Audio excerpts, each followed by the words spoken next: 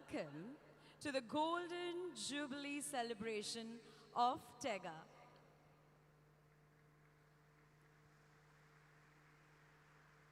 This round of applause says it all.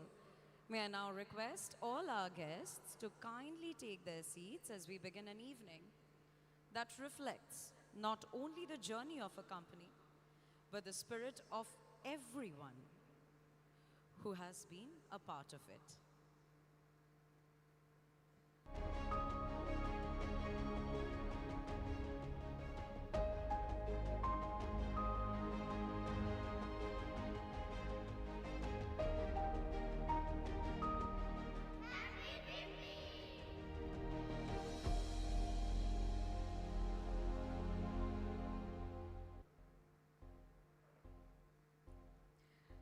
Before we begin the evening, we invite you to be a part of a very special moment with a short film.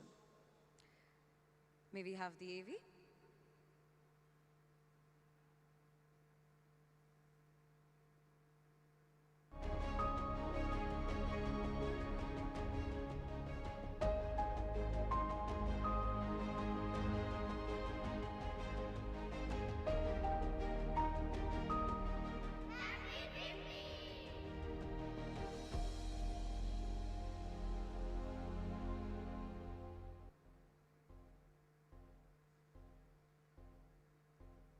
Wow, that was a truly heartwarming message from our students at Joypool Nandunik Shikshayatan.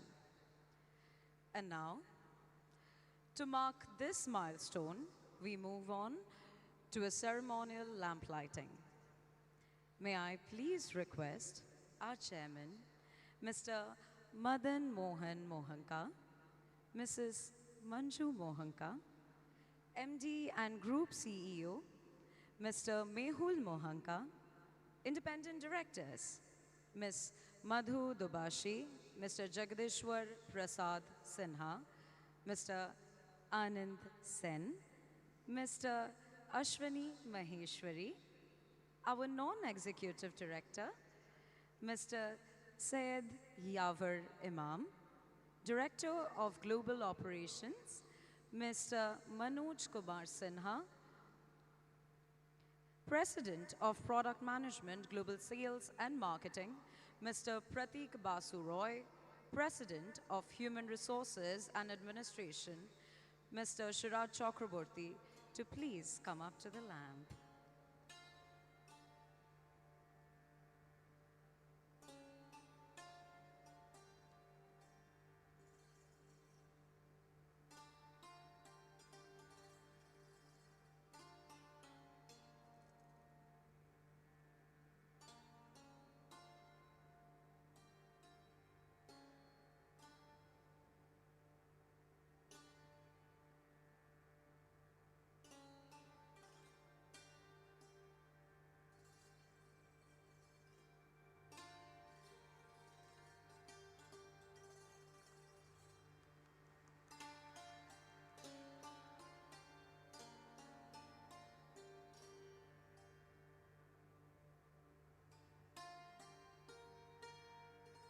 Thank you.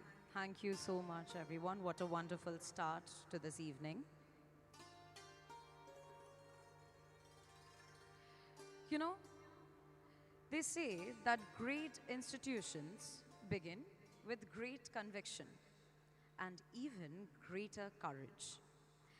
It is now my privilege to invite to the stage the visionary who laid the foundations of this extraordinary journey and whose leadership continues to inspire generations. Ladies and gentlemen, may I request you to please welcome Mr. Madan Mohan Mohanka, Chairman, Tega Group, for his address. May we have the entry video?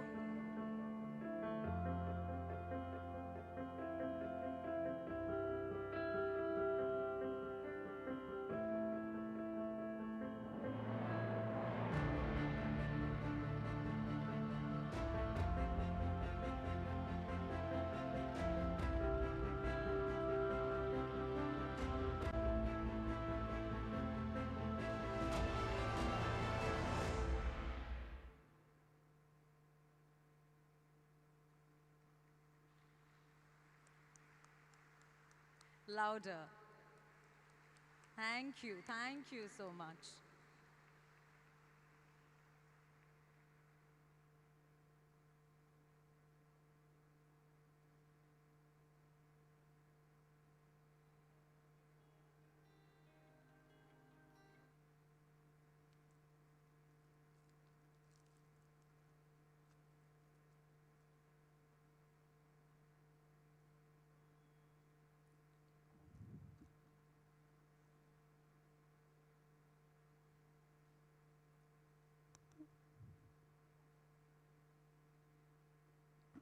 Can you switch off that light?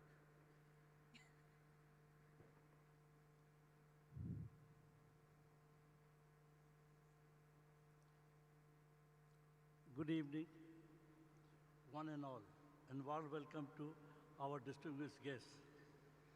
I would like to thank all of you who are here to celebrate 50th anniversary and helped us to build Tega Industries one into a most diversified Indian multinational with 7 plants in India, one each in South Africa, Australia, and Chile. 20 sales offices globally, approximately 500 foreign employees of 20 nationalities, and countries we serve is 99. My gratitude to the founding team,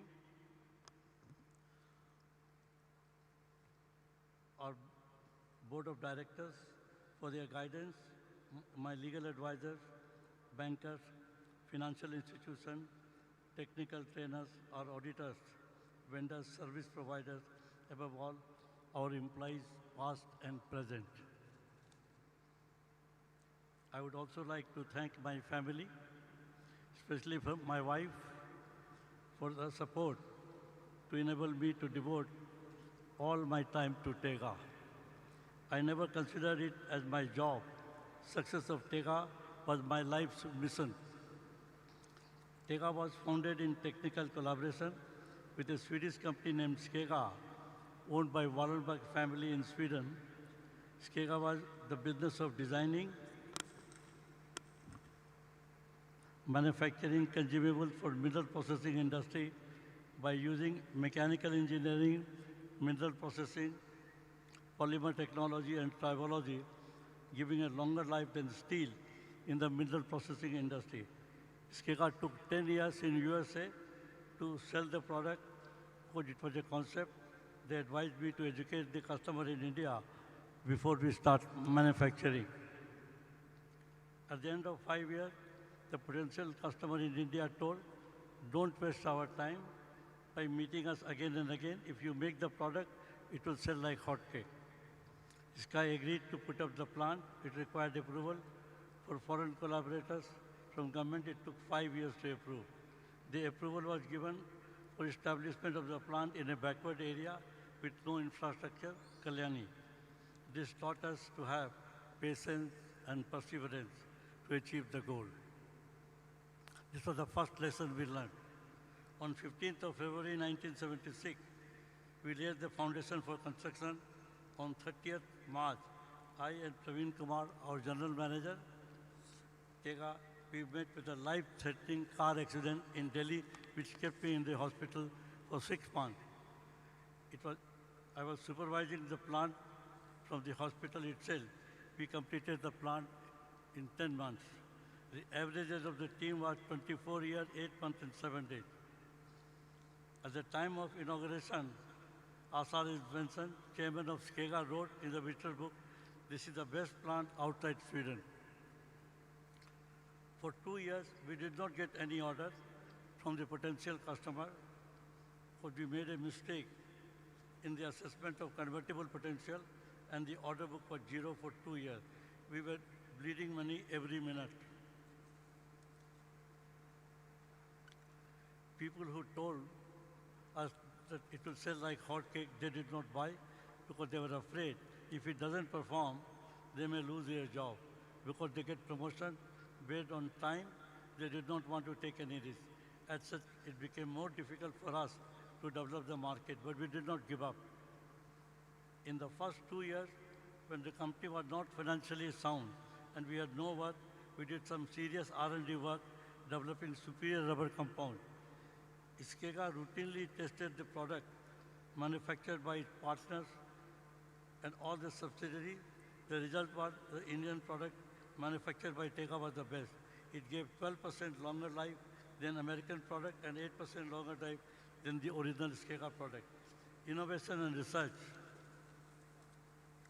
and development became a DNA in Tega from the date one. We developed more than 11 products patented and about 14 products are waiting in the line to get the patent. So we did not give up any development of the product.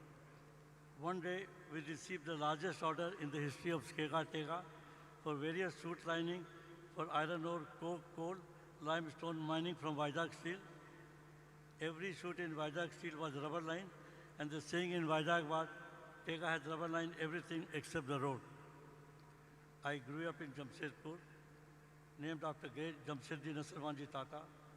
Tata did not build 158-year empire by focusing on profit alone. They built it with the purpose by leaders who are not what to take, but what we can leave behind. I was highly motivated by this philosophy. Building a legacy is not about preserving the past. It is about having a past that can be proud of. It gives me great pride to say that Tega has some very strong legacy. First and foremost is professionalism. I learned the importance of professionalism from Asar Benson, chairman of Skega, and his brother, who owned the company. Both of them became employees of Skega, incentive group company, and company was run by professional. Professionalism was a religion at Skega, and it became one at Tega. It is a religion today, it will remain tomorrow and forever. During the first 2 years, we were financially weak, but because one of our legacy is employee first, we ensure that all employees were paid on 30th of the month. It is a record till today. For this, once even I had to sell my family's personal assets, including my car, LIC, to pay the salary on 30th. We did not give up. We believed in the product, I believed in my team, and I believed in myself. At the crucial time, most important priority was to keep the team together. We used to eat, we used to play together, and that's how the team was together. My teammate told me, even if we don't get the salary we will never leave the company until we turn it around. Nobody left. Even though at times we slept in the railway retiring room when we went out for marketing because we ran out of money. At times to take care of the employees, you have to break some rules. I did that. I went beyond the rules, amended them, broke them on the grounds of humanity. One unconfirmed employee who had worked only with us for 5 months was diagnosed with cancer. In spite of giving the best medical treatment, he died. We broke the rule in the company, trained his wife in the singer sewing machine in Park Street, bought a shop for her in the village. We also educated her daughter to do the graduation, got her married, and then we said goodbye. Since he has worked with us, we took care of his family. If a pacemaker is required by any employee or his parent, the fund is sanctioned instantaneously. We supplied a lining worth 1 crore to Hatti Gold Mines with 8 months guarantee, but it failed in 2 months. An argument started between my team and customer. The first thing we did was to refund 1 crore to them and then discuss what is required to be done. If any time our product fails to give the guaranteed life, we refund the money instantaneously. Integrity is our company's motto and will always remain so. We were supplying secondary mills in India. There was only one autogenous mill in India with Kudramukh. And we followed up with them for change from steel to rubber 20 years to get the order, and we got the order after following it up for 20 years. Once we set our sight on something, we don't give up. In '77, our technical collaboration agreement expired, freeing us to go beyond India. In India, we secured business through relationship, but outside people wanted to see quality, on-time delivery, and good service. export market, we had to rebuild our team. However, the new recruits lacked sufficient technical knowledge, whereas the older employees had strong technical knowledge but poor communication skill. To resolve the problem, we began sending both the team, and we chose Africa as a region to develop our export. We chose South Africa for the development of the market. During one of my visits to South Africa, I became friendly with Trevor Fowler, Speaker of the South African Assembly, and I requested him to get me some appointment with the purchasing agents of large mining companies in South Africa. He helped me to get some appointment from 4 to 5 large companies. I went to meet them, but they refused to meet. Instead of admitting the defeat, I traveled to London, didn't come back home. I met Derek Hardman, a British gentleman who had retired from Tega and was looking after African region. I persuaded him to join Tega and work in Tega as our export manager. His cost was almost one-third the cost of the company in India. When he went to sales, nobody asked him any question, and we started getting orders. The lesson we learned was that sometimes you have to make hard and risky decisions to succeed. When we started marketing in Europe, our delivery was based on manufacturing lead time. Invariably, we had to air freight our product to meet the customer deadline. The air freight cost was equivalent to the product cost. We did not want to be seen as a late supplier, so we absorbed the revenue loss. While we did this for a year, we streamlined our manufacturing system to reduce the time and losses, enabling us to dispatch the product by sea and ensure on-time delivery. While starting export, Mehul joined the company in 2002. Then the company became a double-engine vehicle, with both of us driving forward with equal commitment. Mehul's joining Tega achieved explosive growth and was moving towards global leadership. We learned to adopt the changing market needs. By meeting people outside India, we had 12 offices in the world. We learned a lot of rich experience of 12 different countries, how people purchase, how they buy, how they behave. And that made us strong to open up and go anywhere. We opened the sales branch in Chile, Peru, Brazil, USA, Canada, Mexico, Sweden, Middle East, Russia, West Africa, Ghana, South Africa, Australia. We built the Dahej plant to meet the export delivery of the product, only an export unit in Dahej. The customer realized that if any product failed, they can't depend on Indian supply. They wanted us to manufacture in the country. We acquired 3 competitors in South Africa, Australia, and Chile. Integration of South Africa and Australia was good.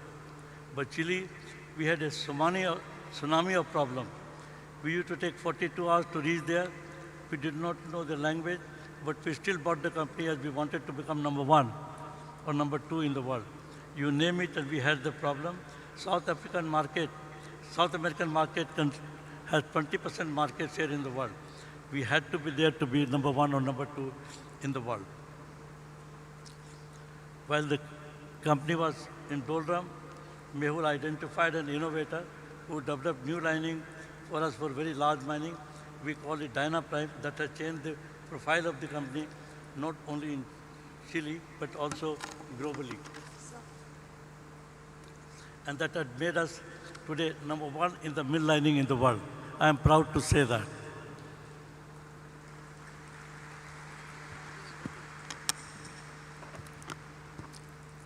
At one time, we were thinking of closing the company, took the risk of investment in innovation and development of Dynaprime. We never give up if we believe in the product. It required a new plant with large capacity to meet the demand, which is under construction in Chile. This taught us how to acquire a company, give longer time to buy, keep the main product in focus, examine the skill of the people and their stake in the company as well. It was time for me to start preparing for the successor.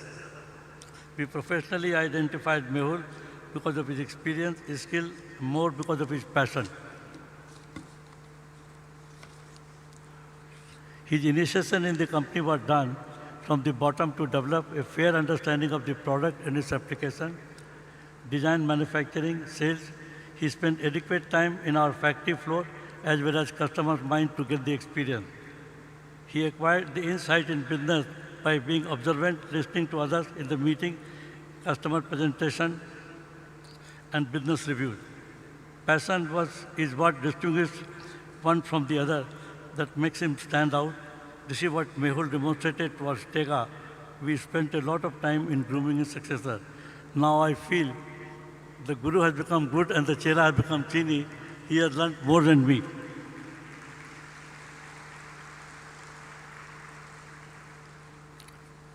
People on the other side of the fence expect a lot from us. We created schools where we impart experiential teaching and make them employable. Tega has contributed 15 case studies in IIM Ahmedabad. I believe 7 of them have been accepted by Harvard. One case which is frequently taught in Harvard and Ahmedabad is Journey of an Indian Multinational, written by Ms. Chitra Sangla. I believe she is present here. We did not stop there. We created a case center in IIM Ahmedabad. This will strengthen the quality of teachers in all IIMs business school in India. This center started developing pedagogy for teaching through case studies in class 9, 10, 11, 12 on entrepreneurship and subsequently other subjects. This pedagogy will revolutionize the school throughout the country. It will help us to develop and ignite the minds of children. It will help us create million billionaires in the country by 2047. Every decision that you make today is a brick in tomorrow's monument. So lead with integrity, build a vision, and leave behind something worth inheriting. Today, after 50 years, Tega is not just a company, it helped build. It is a living legacy shaped by many hands, many minds, and many hearts. What we began with faith and persistence, now we place in the hands of new generation with trust, pride, and hope. May Tega continue to grow with professionalism, integrity, service, courage, not only for the next 50 years, but for next 1,000 years. Thank you for listening to these words from one who is always be the first and the foremost employee of Tega. Long live Tega. Thank you.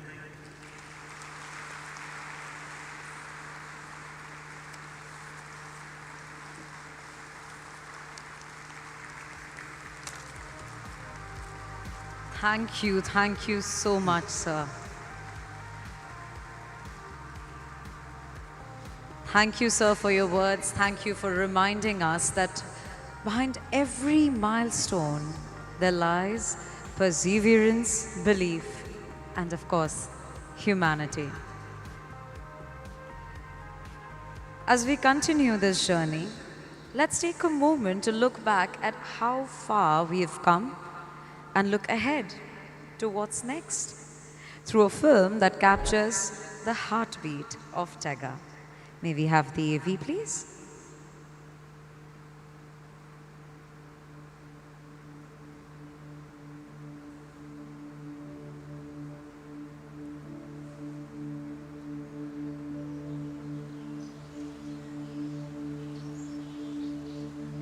A tree doesn't appear overnight.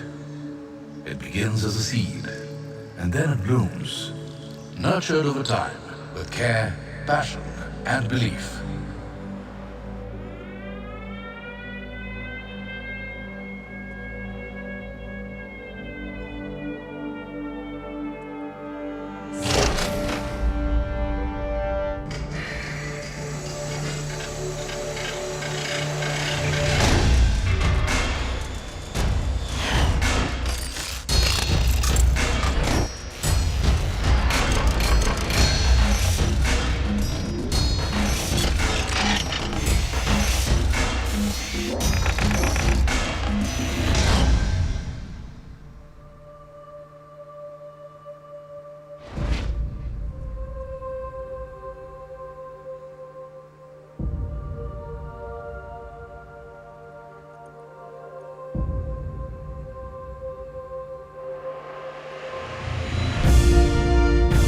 is the story of Tega, the sapling that was planted 50 years ago. Back in 1977, when the world of mining technology was led by Australia, Canada, Russia, Europe, and America, a young man from India decided to change the rules of the game.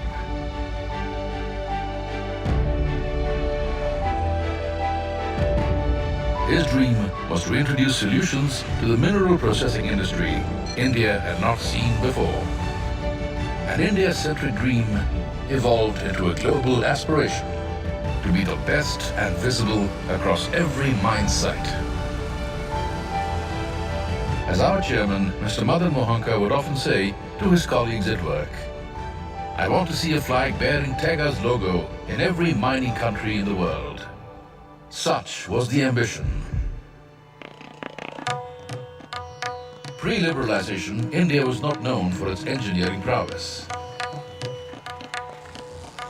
However, with confidence in its beliefs and faith in its people, Tega Industries resolutely swam against the tide of global perception.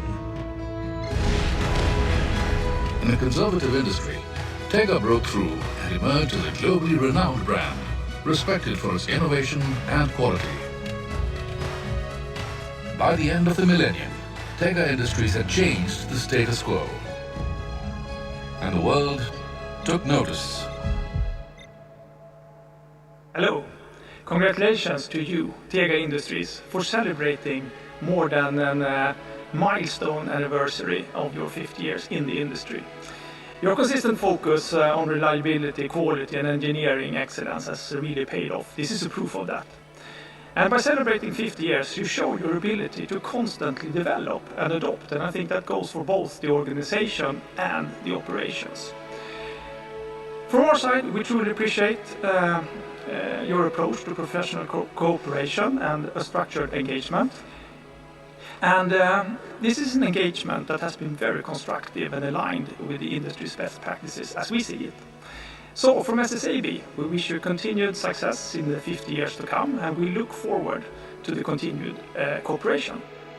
I want to say congratulations to Tega Industries on reaching this incredible 50-year milestone. A half-century of resilience, innovation, of products and services. This is truly remarkable and has set a benchmark in the mining industry. I want to wish you continued success for the next 50 years. Congratulations to the entire Tega Industries family on the Golden Anniversary celebrations. It's an absolute pleasure to partner you on behalf of PCBL, and we look forward to continuing to engage and create value for both the entities. Best wishes to everyone, and congratulations once again. My name is Mr. Watarateyu. I'm a mill plant coordinator since 2011. We started this plant at normally 2012. So I'm here maybe 15 years. So since this time, we are using Tega liner. So thank you, Tega, for all time you are working together in Plantongo mine. I'm very happy. So the workers, the crew guy, everybody, and the manager. So happy New Year to Tega team, all of us. Dear Tega team, Dillinger would like to add to the voices congratulating Tega on its anniversary. 50 years, half a decade, what a milestone. Thank you for open-minded, solution-oriented partnership we developed over the past years. What means partnership for us? In the end, it's just, even in difficult moments, you guys concentrate on reliability and provide together the higher and best sophisticated solutions to the end customers.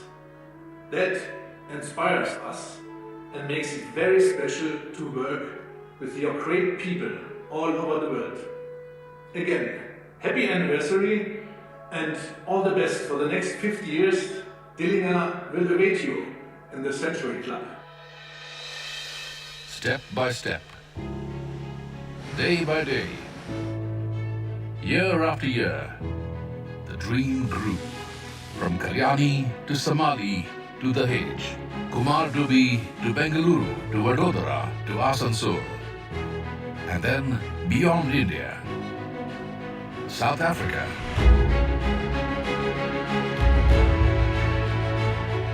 Australia, and Chile.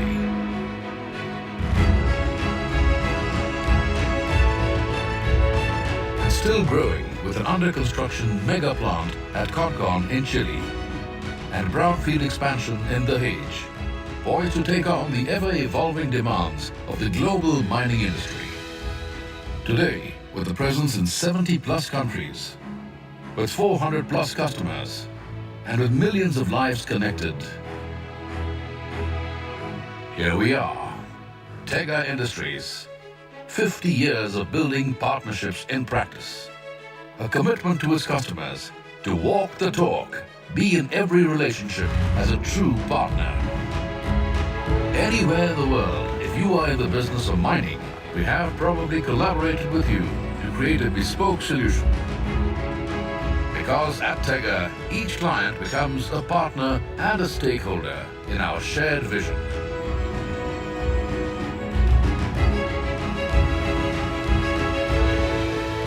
For us at Tega, it was never about the business. It was always about the people. Emphasis on safety, community building, and employee well-being has always been an integral part of Tega's philosophy. Over half a century, it is this belief in our people that has remained unshaken. For across factories, across countries, it is our people working as one joyful organism that has propelled us forward and has taken us to where we are today. Courage, safety, Achievement, growth, trust, learning, progress. Many faces, many words, one shared belief. 50 years of building communities, classrooms filled with learning, skills shaping new futures, water bringing life to arid regions. 50 years of shared dreams coming to life. With hope, with trust, with promise. Tega Industries Limited. We are 50, and we have just begun.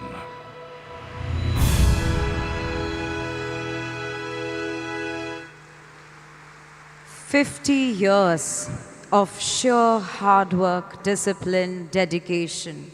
So many faces and innumerable stories. Let's have a huge round of applause for every member of the Tega family.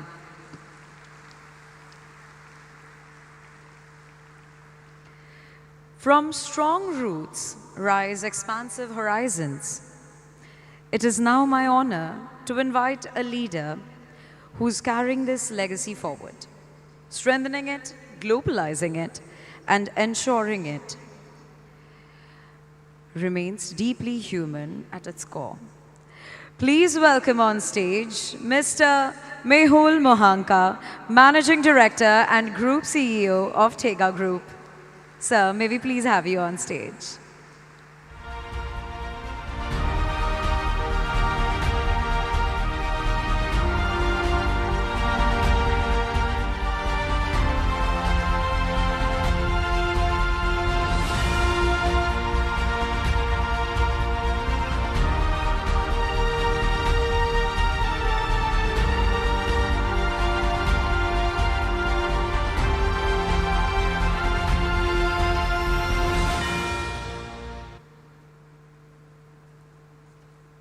The stage is now all yours, sir.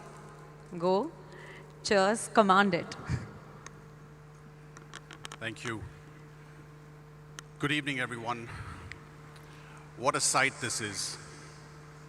All of you together here with us to celebrate this moment.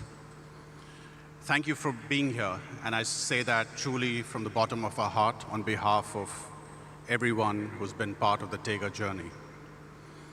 This evening means a lot to us, and it wouldn't feel complete without those who have been part of this journey. Our teams, our partners, our customers, our well-wishers, and our families. Today we celebrate those who got us to where we are today, and those who will get us past the next 50. But before I go any further, a quick thank you to the organizing team who's put in relentless amount of hours in helping us put this entire event together. So thank you very much to the organizing team.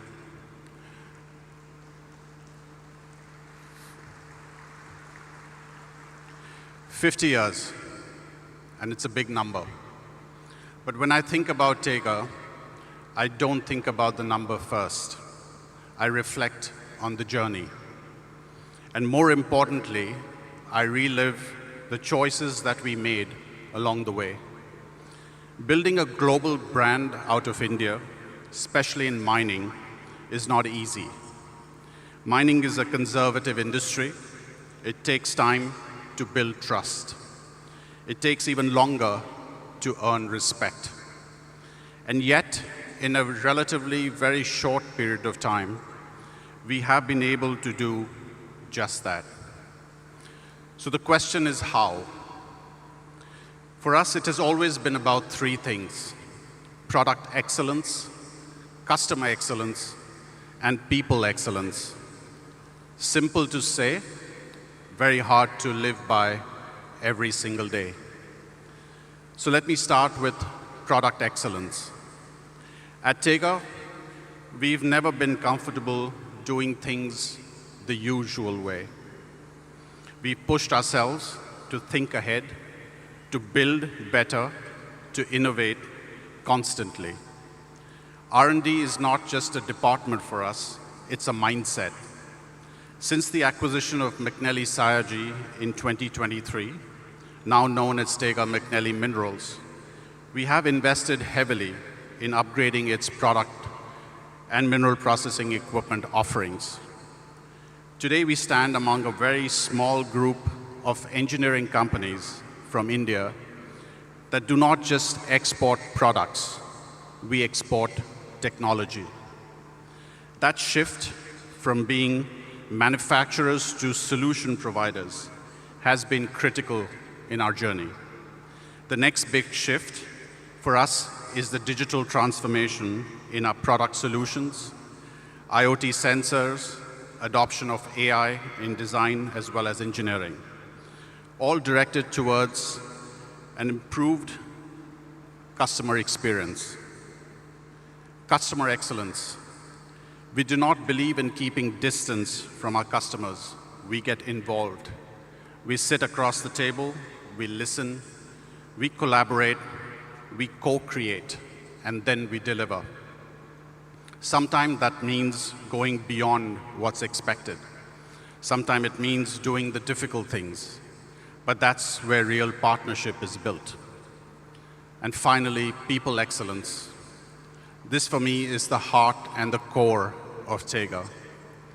Because no matter what we build, no matter where we go, it all comes down to people. Tega is today what it is because of its people. Over the years, we've had individuals who did not just work for Tega, they believed in Tega. People who cared deeply about where we were headed. People who pushed themselves and each other to do better. That culture of ownership, pride, of wanting to be the best, that's what defines us. And when you bring these three together, product excellence, customer excellence, people excellence, you get something powerful. You get what we call partnership in practice. Not as a line, but as a way of existence. Let me share something personal with you. There was a time when we were installing a set of linings for a customer in Europe, It was a trial order for one of our innovative products called Dynaprime, and it was very critical for us in our growth journey of establishing the product. I was on site throughout the night, doing the night shift, standing beside my colleague, overseeing that installation, watching every detail, making sure everything went right. Not because I had to be there, but because I wanted to be there, because it mattered. And that same mindset, I see it even today, across teams, across locations. A theme that is central to us is sustainability, not as a checkbox, but as a responsibility. It reflects in how we design our products, how we think about efficiency, how we reduce environmental impact of our products. It extends beyond business for us into our CSR initiatives, into communities we work with, into the lives we touch.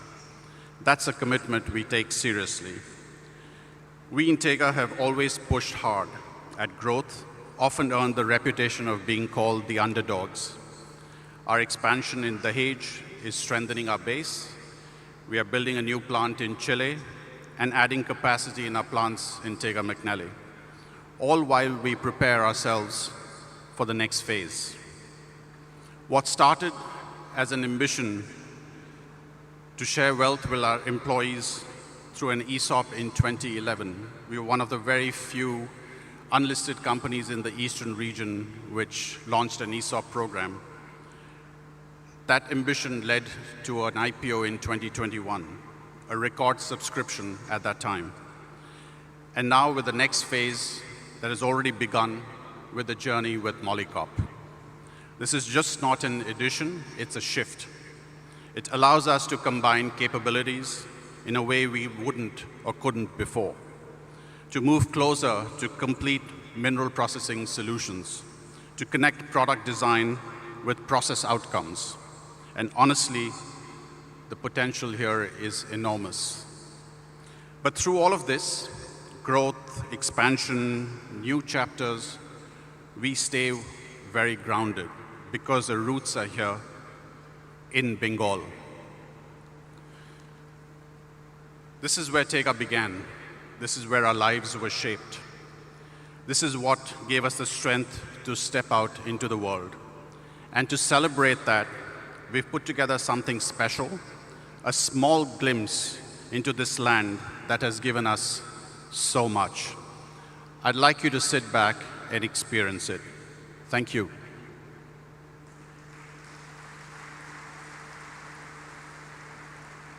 Could we have the AV, please?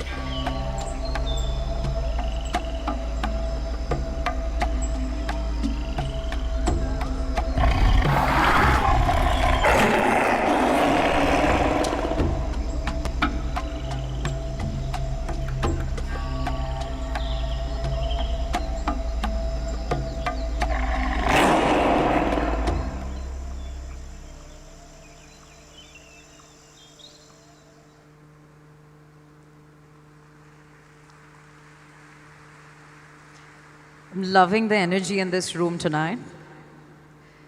Every great organization is built not just by vision, but by the unwavering commitment.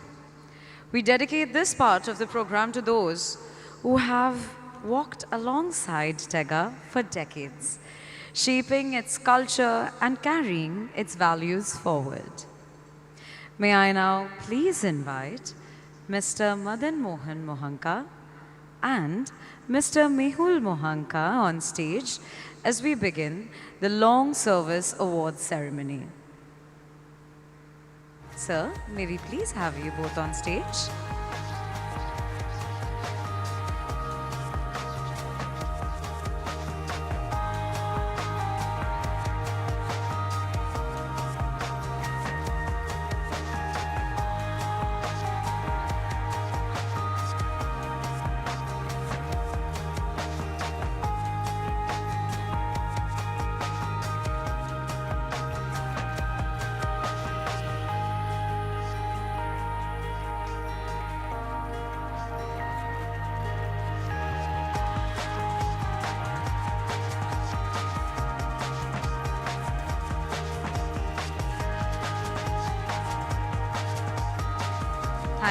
Thank you for being here.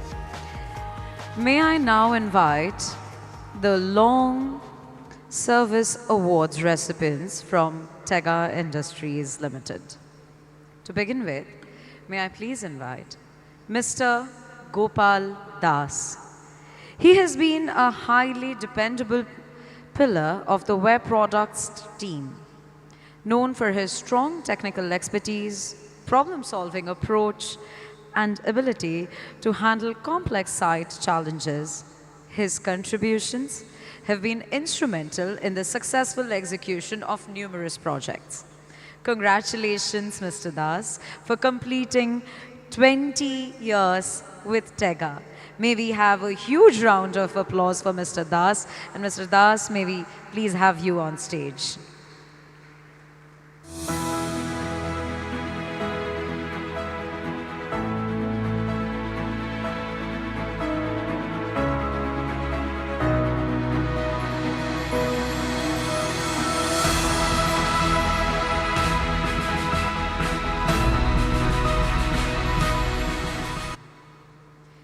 May we have the special AV for Mr. Das.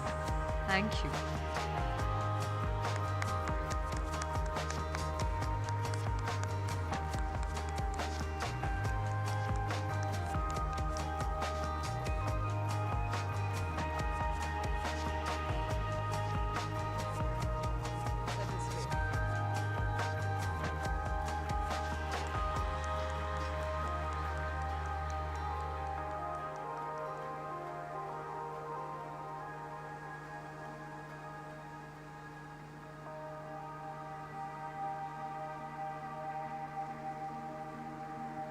May I please request for the applause not to stop. 20 years is not a matter of joke.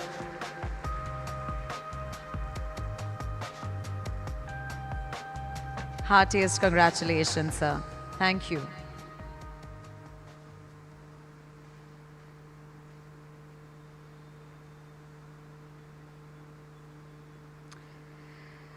Our next recipient for the evening is Mr. Kashinath Shorkar. Mr. Kashinath Shorkar is recognized for his dedicated service and invaluable contribution to the procurement team. His commitment to integrity, professionalism, and excellence has played a significant role in strengthening a trusted supply chain network and supporting the organization's continued success. Congratulations, Mr. Sarkar, for completing 20 years with Tega. May we please have you on stage.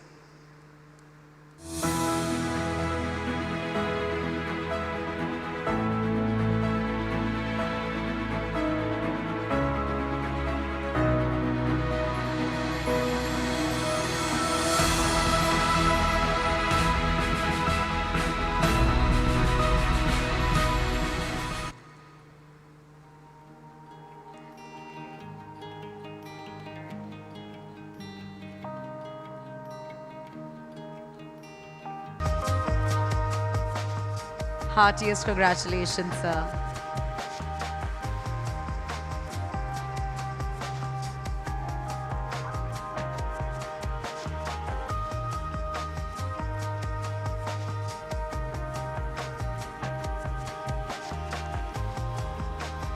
Many, many congratulations, Mr. Sakar.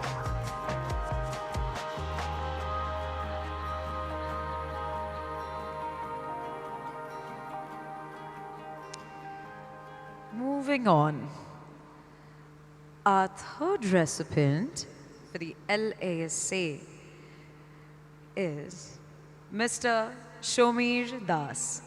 Mr. Shomir Das has made significant contributions to the mold design of Dynaprime products through his strong technical expertise and innovative approach. His work on prestigious customer projects, along with the successful development of GIW molds from scratch, reflects his dedication to quality, precision, and engineering excellence. Congratulations, Mr. Das, for completing 20 years with Tega. May we please have a huge round of applause for Mr. Shomir Das.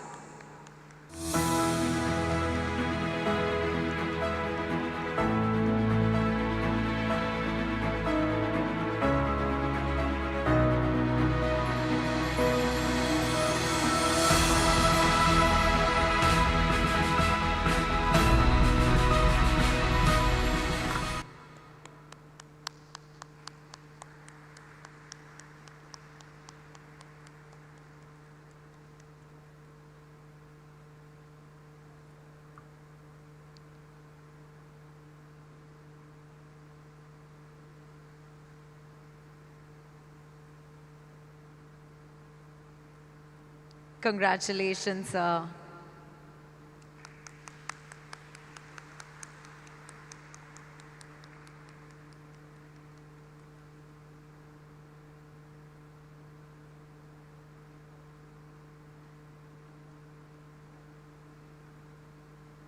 Thank you so much for all your contributions. Thank you.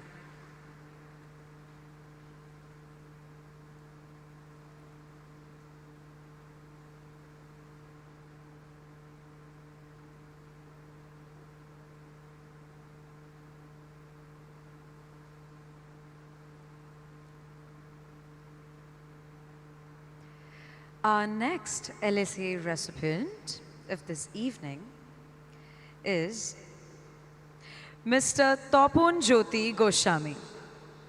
Mr. Topon Jyoti Goswami is recognized for his commitment, meticulous approach to work, and strong belief in process excellence. Always ready to rise to challenging situations, he has consistently demonstrated courage and initiative by taking on responsibilities beyond his defined role, making valuable contributions to the organization. Congratulations, Mr. Goswami, for completing 20 years with Tega. Mr. Goswami, may we please have you on stage?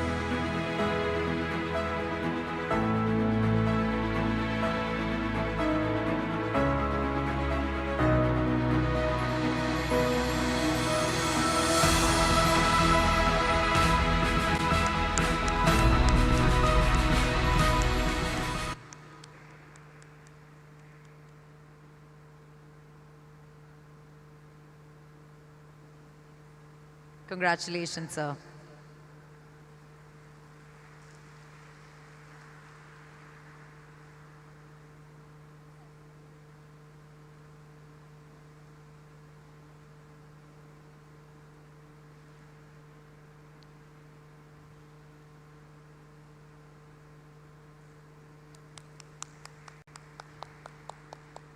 I sense a drop in the energy in the room. Come on. That applause could have been louder. Thank you. Now I hear it. Our next awardee has always been a source of supportive guidance. Known for his calm and composed personality and his unique ability to make even the most complex topics simple and approachable. a valued asset to the company over the years, congratulations to Mr. Bishwadip Paul on completing 30 wonderful years with Tega. Wow, 30 years. Sir, may we please have you on stage?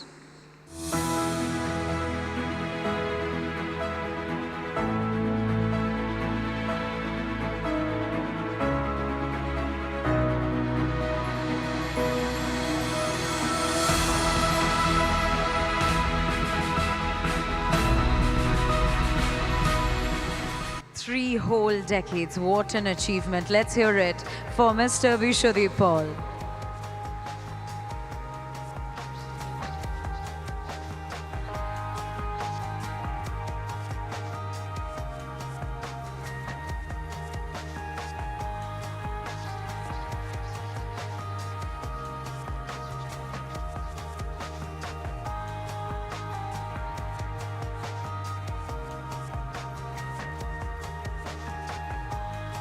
Congratulations, sir. Thank you.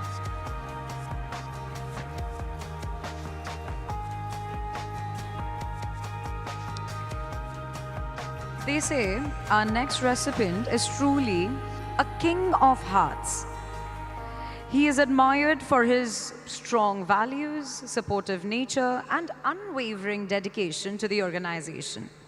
Always responsible and willing to help beyond his role. He has been a dependable team leader and truly a valued presence within the company. Congratulations, Mr. James Harty, for completing 25 years with the company. Sir, may we please have you on stage?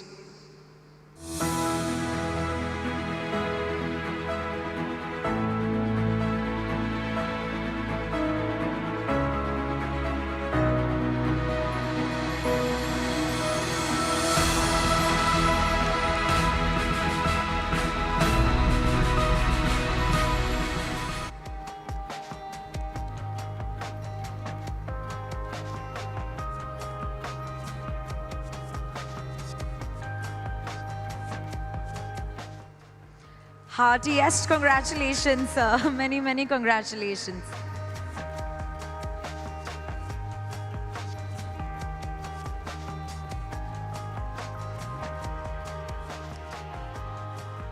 Moving on. Our next awardee, Mr. Sheikh Nisarul Haq, is recognized for his outstanding technical expertise, steady leadership, and dedicated service to the organization. His contributions to several key projects and his calm, dependable approach have made a lasting impact on both business growth and team confidence over the years. Congratulations, Mr. Haq, for completing 25 years with the company. May we please have you on stage?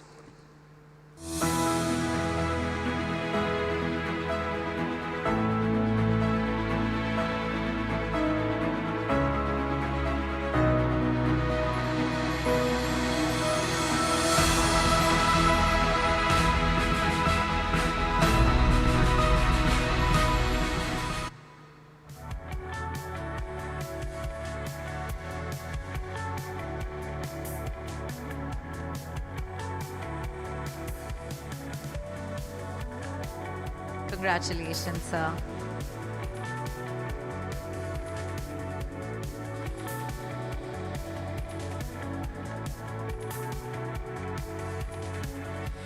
Thank you for being with us this evening. Thank you, sir. Moving forward, our next awardee is recognized for his dedication, sincerity, and long-standing commitment to the organization. His positive attitude, strong sense of responsibility, and consistent contributions have not only supported the company's success, but also inspired colleagues and younger team members alike. Congratulations, Mr. Shudeep Mukherjee, for completing 25 glorious years with the company. May we please have you on stage, sir?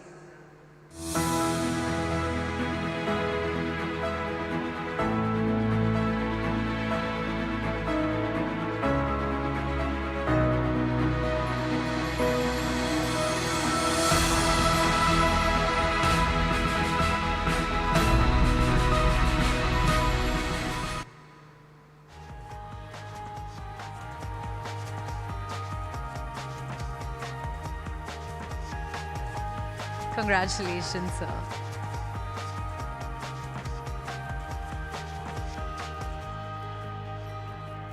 Thank you. Our next awardee is Mr. Tushar Kundu Poddar. Mr. Poddar is recognized for his dedication, honesty, and unwavering support to the organization.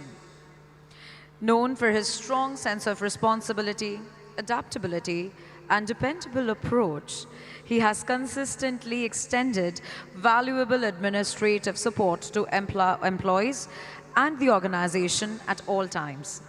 Congratulations, Mr. Poddar, for completing 25 years with the company.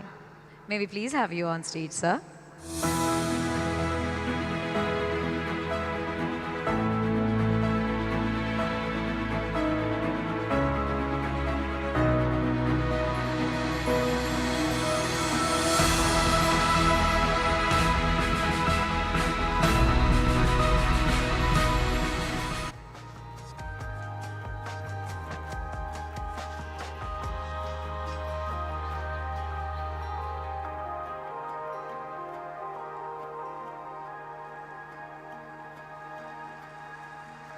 Yes, yes, let it pick up. Many congratulations, sir.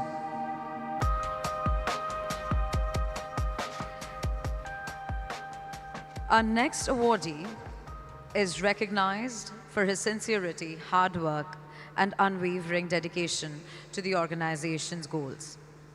From the very beginning of his journey, his exceptional skills and commitment have driven consistent growth, and his contributions in the marketing department have been marked by responsibility, reliability, and strong execution capabilities.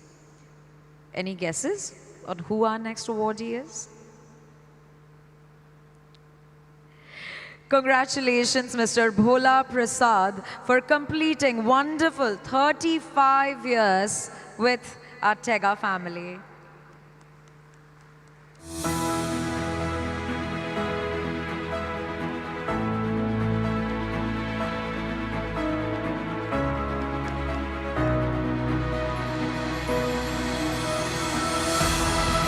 What a beautiful moment, 35 years.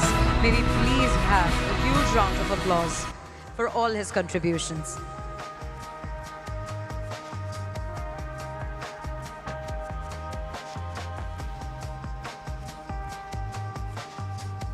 Thank you, sir. Thank you so much.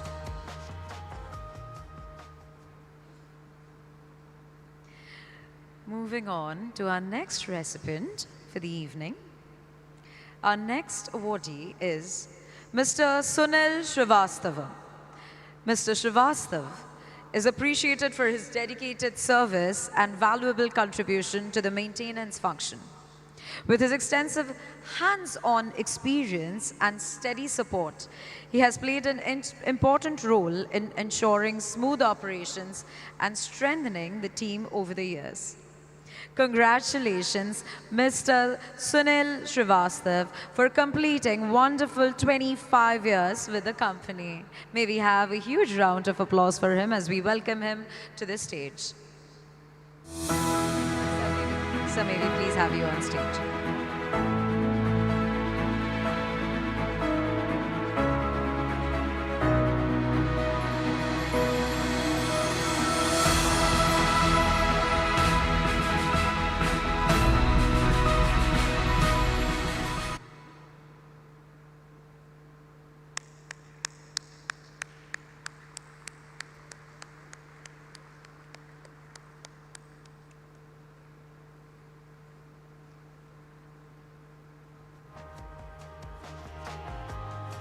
Many, many congratulations, sir.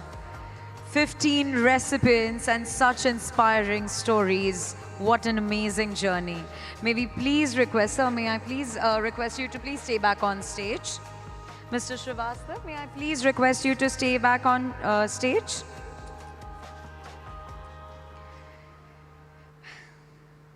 A heartfelt congratulations to all our award recipients this year. This recognition is truly well deserved.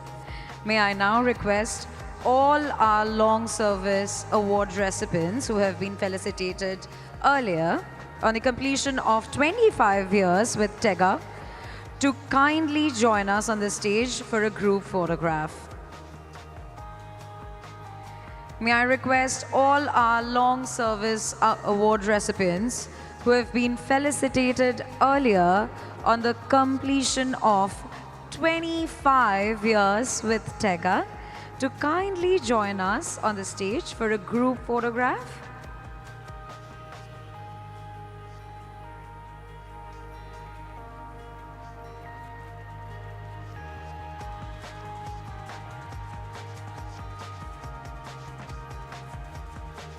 Can we have all our heroes on stage, please?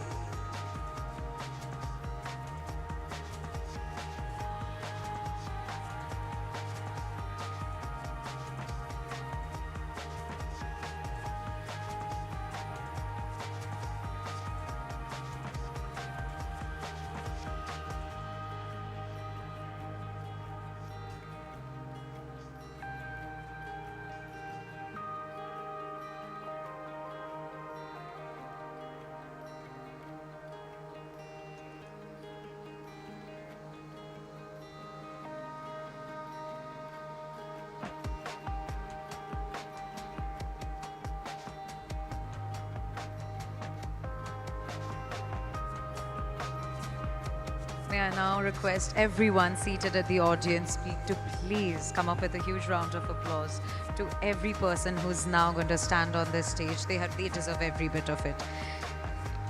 Some have worked for 20 years. Some have given 30 years of their lives. Some have given 25, and their journeys simply go on and on and on. Wish you all the more success. Wish each one of you all the more success. What a beautiful frame this is going to be. And it's going to be cherished forever.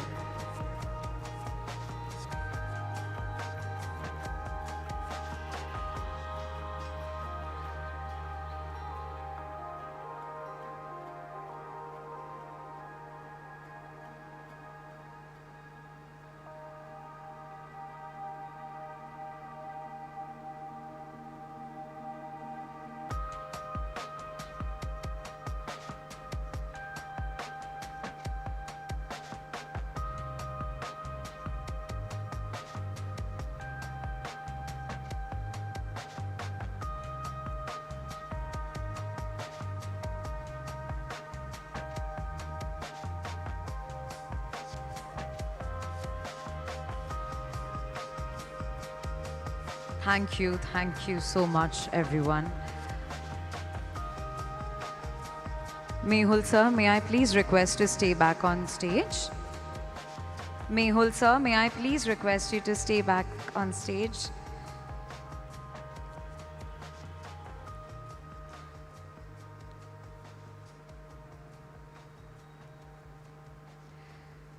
Leadership, whether in business or in life, is about staying the course through pressure, through change, and through time. And tonight, we are about to witness a conversation that reflects exactly that. Please put your hands together once again as Mr. Mehul Mohanka joins us on stage, this time with a very special guest, a name that is synonymous with resilience, leadership, and Indian sports history. Any guesses who that is? We have another tiger in our midst today.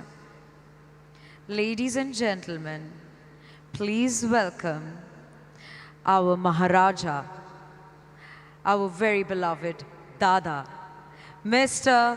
Sourav Ganguly, up on stage, please.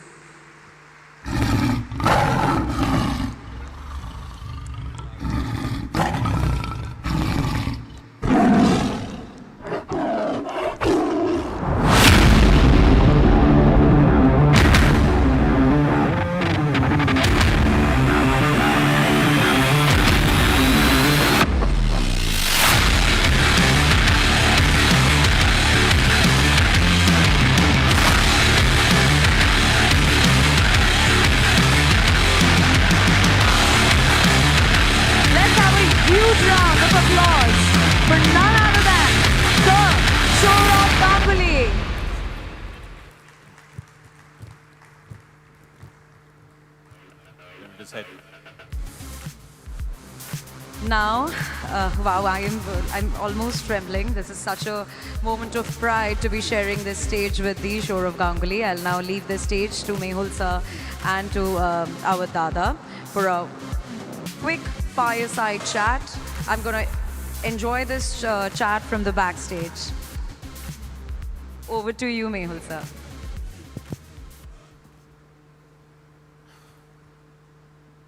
Thank you. I'm hooked up. So I think our guest here needs no introduction. We proudly call him Dada in Bengal, Prince of Bengal, Maharaja, God on the, on the field. There are various acronyms that are used for Dada. I think one of the greatest cricketers that India has produced, the greatest captain, I think, the team has ever had. So I'll try my best to put him on a spot as we go along the evening, and then we'll open it up to the audience to also chime in towards the end. So if that's okay with you, Dada. So just quickly before you start, Mehul, thank you so much for this opportunity to be here this evening. Amongst all of you, I see quite a few people here in this hall, and actually in this fabulous setting. It looks brilliant out here. 50 onwards and forward for Tega, partnerships in practice. And I like the last word, staying on the pitch. So thank you so much for having me. I just got a bit delayed because there was a lot of traffic on the way to reach here, but extremely happy to be a part of, and I let you take over. All right, so the first one, Dada.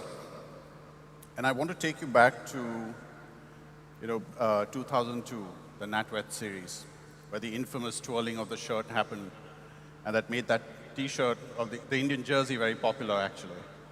So I want to take you to that moment when probably the country somewhere stopped believing that we could win that game, and Yuvraj and Mohammad Kaif took us right to the end.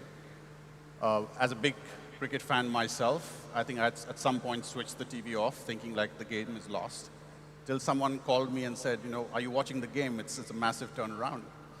So just wanted to, relive that moment with you, standing in the balcony of Lord's, watching like a mid-order collapse, and suddenly you have two batsmen going in there, tail-enders, and winning that game for you. So what led to that, that entire taking the shirt off and that moment, and if you could just, relive that moment in terms of what happened at that game. Taking that shirt off was a young boy. It's a long time ago. So I was 28 years old then, and a young boy, extremely happy on winning. A game at Lord's on a Saturday afternoon is probably one of the biggest moments in sport, in cricket. And India playing England on a Saturday afternoon, it was chock-a-block at Lord's. And then to finish up on a winning side, beating England, we chased 325 that evening, and we were very consistent throughout the competition. We won almost every game out of the 10 games, and then we qualified to the final. At the lunchtime, when England got 325, I was very upset. I was very upset because I thought we won't get this. And as I walked up to the dressing room, I was not at the best of my mood, and Zahir Khan walked past me and said, Captain, it's a good wicket. I said, even if it's a good wicket, every time we are chasing 300, how do we win if we chase 300 every time? So the conversation finished, and then it was a quick lunch. I didn't get up to the lunch table because I was opening, and I had to just freshen up and get ready to bat. So me and Sehwag walked out to open, and Sehwag went past me whistling. I said, yaar, Viru, jeete to hai nahi hum. 325 banane aur tere ko kuch farak hi nahi. You're whistling your way away to the ground. He said, we'll win today. I said, yeah, it's easier saying, but we still have to get 325. And as you rightly said, we got off to a fantastic start. We were 100 for no loss in 11 overs, and then we slipped. We were 160 for 5. And you're not the only one who switched on the TV and went away. My uncle, who lives in England, was actually at the ground watching the game, and we were 160 for 5. He left Lord's, he went on his car and was down the A40 back home. Halfway down, as he went on the A40, India went to 200 for 5. India went to 220 for 5. India went to 240 for 5. He turned his car around. He turned his car around on the A40 and came back to Lord's. came back to Lords, and by the time he entered, we were 300 odd, still 25 runs to get. So, you know, a lot of people like you had given up. But then, as you know, sports and life is not about giving up. You know, you don't win all the time. You don't win every day. You win some, you lose some. But as you rightfully stayed here, staying on the pitch, you know, in life, in business, in sport, you have to stay on the pitch, stay on the system, take the good, take the bad, take the highs, take the lows, and we did that afternoon. But the thing which was in favor of us, that we were a very consistent team over a period of time. We were very consistent for about good 7-8 months.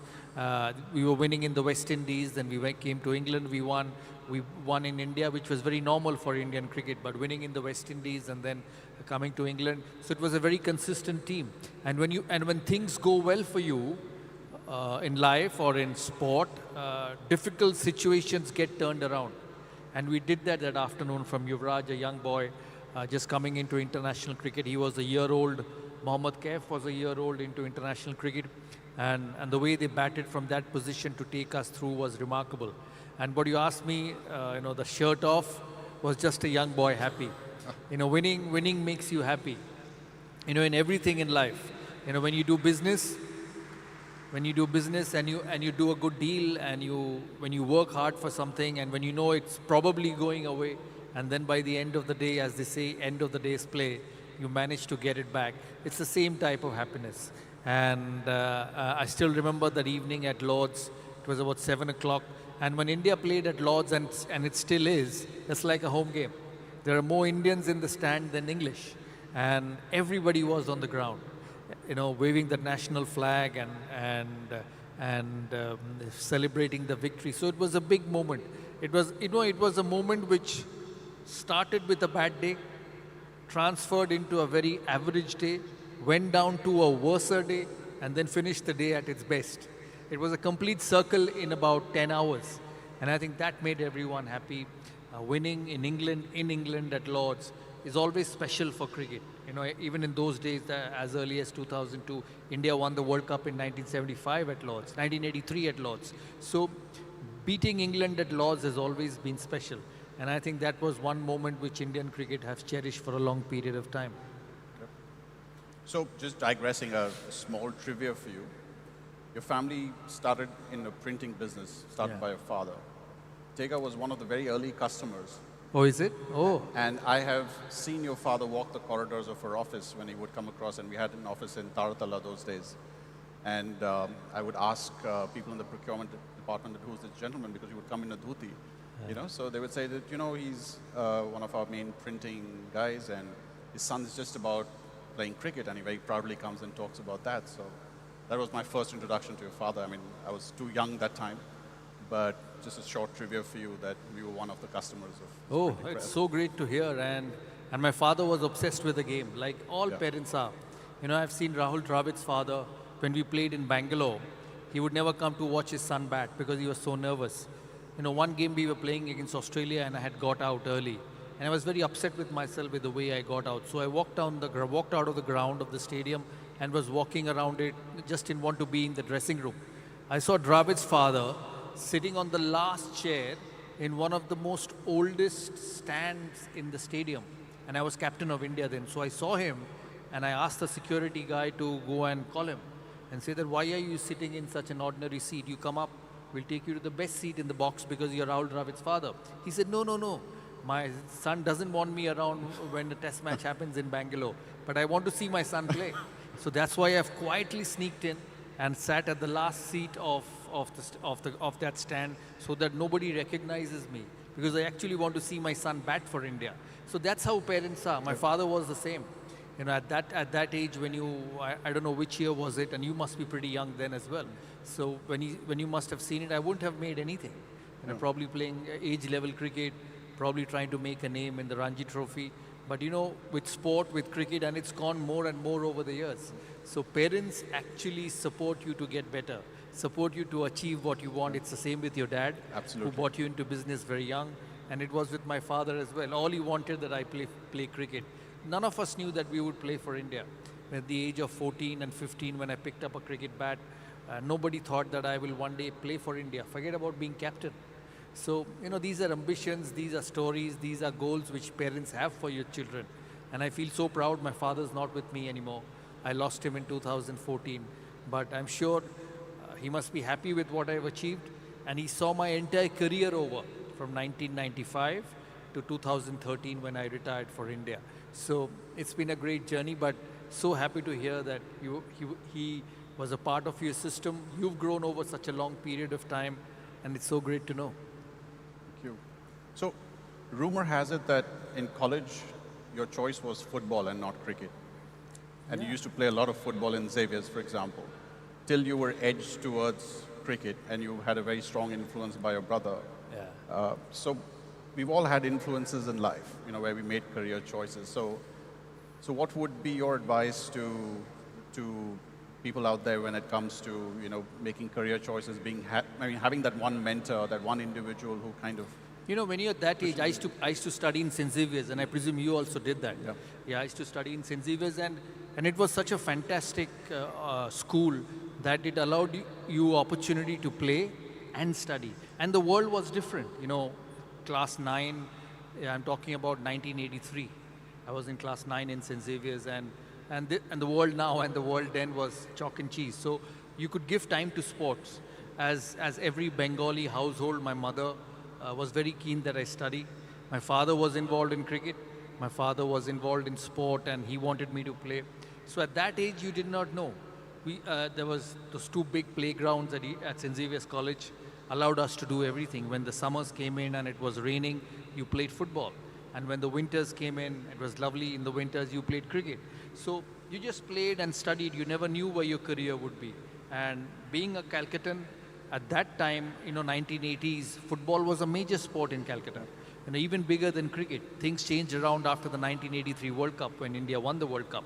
But before that, Mohun Bagan, East Bengal, Mohammedan Sporting, these were the go-to places for a young kid. I used to study in St. Xavier's, and Mohammedan Sporting, East Bengal, Mohun Bagan ground used to be 10-15 minutes. And my father used to be the member of that club. So I used to get those membership cards to go and watch football. So I would finish school at 3, get onto the bus. We didn't have cars those days. Get onto the bus and go to Mohun Bagan, East Bengal ground to watch football from 4 o'clock. So there was always an attachment to sport. Along with studies, St. Xavier's, was a fantastic institution. But along with studies, there was always an attachment to play any sport. I never knew I would play cricket. Then, in class 9, when the exams finished, my father said, school is on a holiday for 3 months. You can't sit at home and do nothing because 3 months holiday, no classes, you would do all sorts of mischief. So go and play cricket. So he put me to an academy where I used to go and play cricket. It was also an opportunity to get away from my mom because she used to make me study. Bengali, English, holidays also meant studying. So those 3-4 hours would be away from studies and away from her, and I got the opportunity to play cricket. So when you're at that age, you don't think what your career is going to be. At that age, you just do things. Your parents tell you to do, and you keep doing it. You don't think about the world. At the age of 13, 14, what do you know? And you don't think anything. You're not matured enough to think. And for me, it was the same.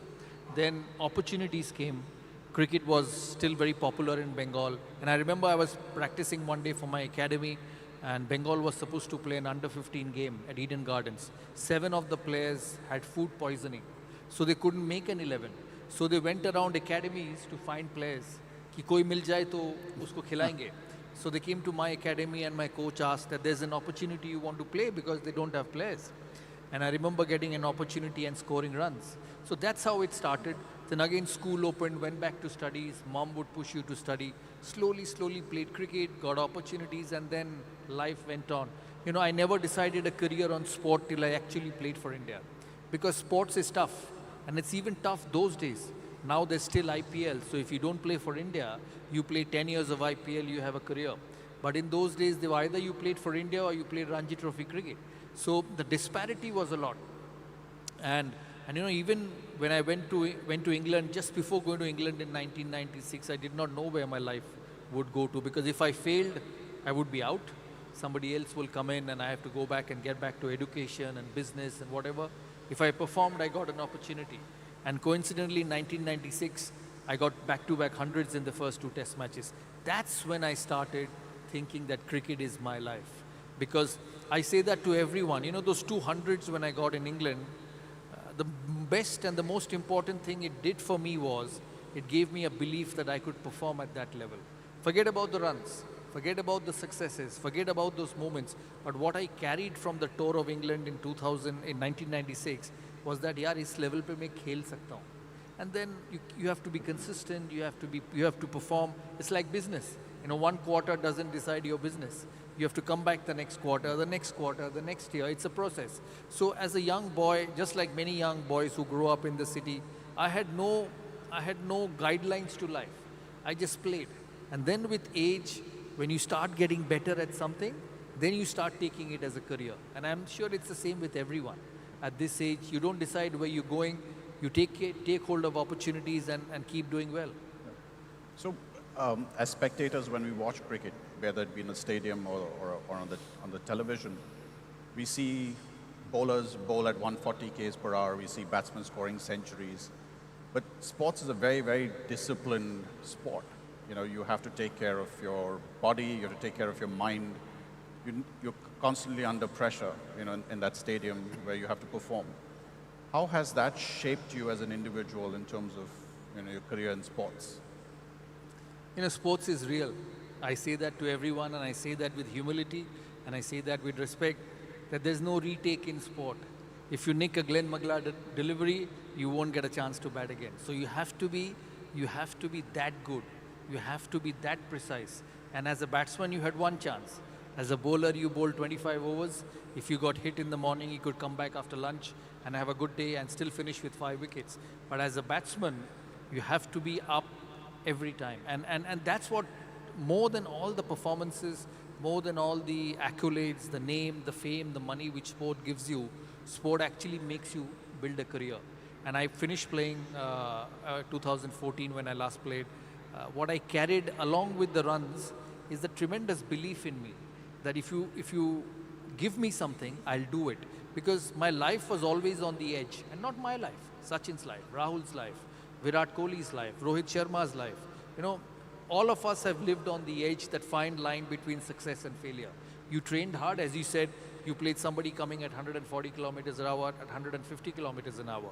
And not only did you have to play, you have to score runs, and you have to play for a long period of time. You know, when you face Shoaib Akhtar, bowling at 95 miles an hour, you know that the one ball which misses and hits your body, it will break your body. So not only did you have to be skillful, but you also had to be mentally strong. You know, it's a thought process in life. Is when you're put in a tough situation, what's the first thought which comes to your mind? Whether I'll do it or whether I won't do it. And the person who succeeds is the one who says, I'll do it. You know, when I stood in between a Shoaib Akhtar and a wicketkeeper with somebody bowling at 150 kilometers an hour, there are two thoughts in your mind. What happens if the ball hits you?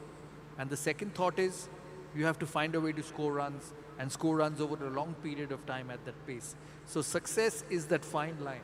Success is that process which decides whether you want to do it or whether you don't want to do it. And then you train, you practice. You practice every day to master your skill, so that when you get into the 22 yards, you're mentally confident that you will perform. And that's what practice does to you. That's why kids study day in, day out, so that when the exam day comes, you mentally know I'm ready. It's like business. You know, when you do a project, when you do a tender, when you want to get a project, you know, you're in offices for 8 hours, 9 hours, trying to find a way to do it, trying to master a way to do it. And then when you get to that big day, you know you worked hard to get to it. So hard work, training, practice, the most important thing it gives you, along with the skill, is your mental attitude, which makes it positive. Because when you work hard, more number of times you succeed than you fail. It's in anything in life, whether it's in business, whether it's in films, whether it's in sport. It's simple. What you put in, you exactly get that out.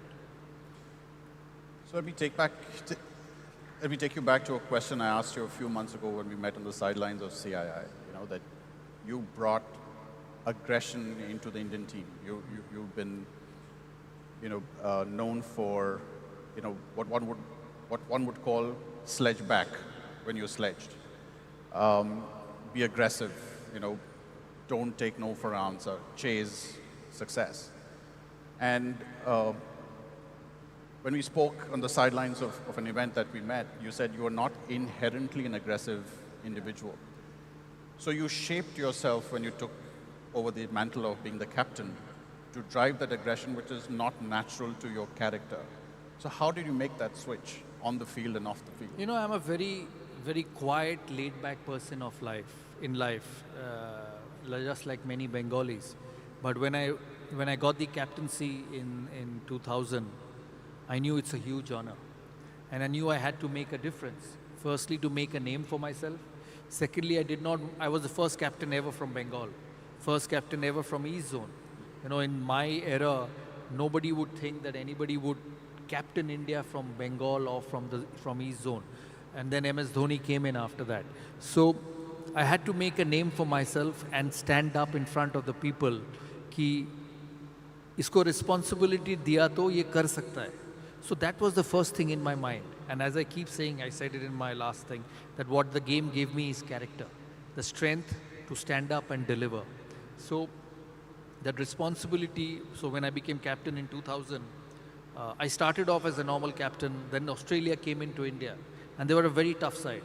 You know, they are probably the best cricketing side I've seen in the last 40 years, led by Steve Waugh, who had tremendous respect as a player and as a captain. And they came to India beating everyone. They went around the world, winning all cricket matches, and they came to India, terming it as their final frontier, because they'd never won in India. This is the 2001 Test. 2001 Test series. And then I became captain. We lost in Bombay. We were hammered in Bombay. Hammered in Bombay by Australia. We lost in 3 days, and then we came to Calcutta. And I knew my job was on the line, because you lose a test series against Australia, high-profile test series, questions start getting asked, how good you are, because there's so many good around the country to captain India. And then I came to Calcutta, we were down and out. And then, you know, it was a small incident which turned me on. You know, at the morning of the test, I was so nervous because we were one down, and I wasn't decided whether I want to play an extra spinner or play an extra fast bowler. So I was very nervous, and as I was leaving the dressing room at 8:45 in the morning, I told coach, I said, you leave the number 11 to me. As I get closer to the pitch, I'll put the name and give it to the coach, because I was so undecided. In doing that, I forgot my blazer, my India blazer for the toss. And as I went halfway down at Eden Gardens, I realized, oh God, Steve Waugh is wearing a blazer and I'm not wearing a blazer. And then I turned back to the dressing room and had to get my blazer. And when I went into the toss, I was 3-4 minutes late. And Steve was furious. Said that, you know, you captain of India, you don't deserve to be captain of India, you're never on time, you know, you should get your blazer ready, because I'm waiting here since 5 to 9. So we had this altercation.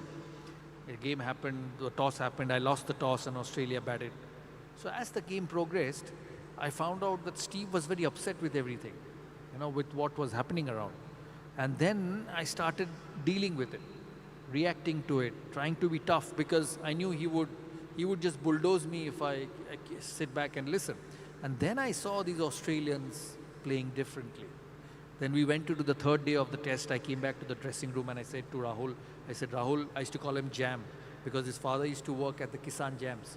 So I said, Jam, you know, I see a crack in their armory, because if you deal with them strongly, they don't do things the way they wanted. I said, let's try it. Let's see if we can irritate and win this test match. Day 5 of the test, you know, at tea, we needed 7 wickets to win. And Steve flicked Harbhajan Singh. I was at backward short leg and I dropped him. A straightforward catch just at the stroke of tea. I dropped him and he turned back to me and said, mate, you've lost the test. You've dropped the test match. I didn't say anything to him because I was very upset with myself. You know, Steve Waugh, the ball spinning, and I dropped an absolute sitter. So I went back to the dressing room and I was very down. The tea was 15 minutes. I came back. First ball, again he flicked and he got out at backward short leg. So he got the peace of my mind from everyone around us. And then came Adam Gilchrist. He got out in the second ball. And then came Shane Warne. Actually, in terms of mind games, there was no one better than Shane Warne with the ball in hand. And I remember he walked out to bat. I stood at silly point and Shiv Sundar Das was at short leg and Rahul Dravid was at slip. So we started talking to Warne, you know, about pressure, about how is he going to lose this test match.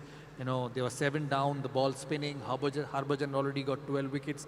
And I could see that pressure on Shane Warne's eyes. He got out, then we won the test match. And then we finished the test, and I then went back to the hotel at the end of the day, called Sachin, myself, Rahul and John. I said, you know, I've seen these boys get weak under pressure. You know, when you fight with them, when you compete with them, they're not the same team as they are when you allow them to just play. And then we started bringing that tactically into our game. We went to Chennai.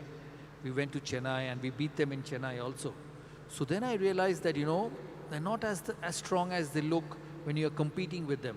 And at the same time, I realized that my bunch of boys were far more better when they were up and ready competing. Because there were times when you had to go to Sehwag at mid-on and say, yaar, Viru, tu soya hua hai. Tera awaaz hi nahi nikal raha hai ground pe. You had to go back to Srinath and say, Jav, you need to bowl that 10 kilometers quicker. You're just running up and putting that ball in the place. So then I realized that, you know, we were a much better team when we competed and when we were fiercely and took things to the end. That's when I started implementing in that squad. So it's not something of my character.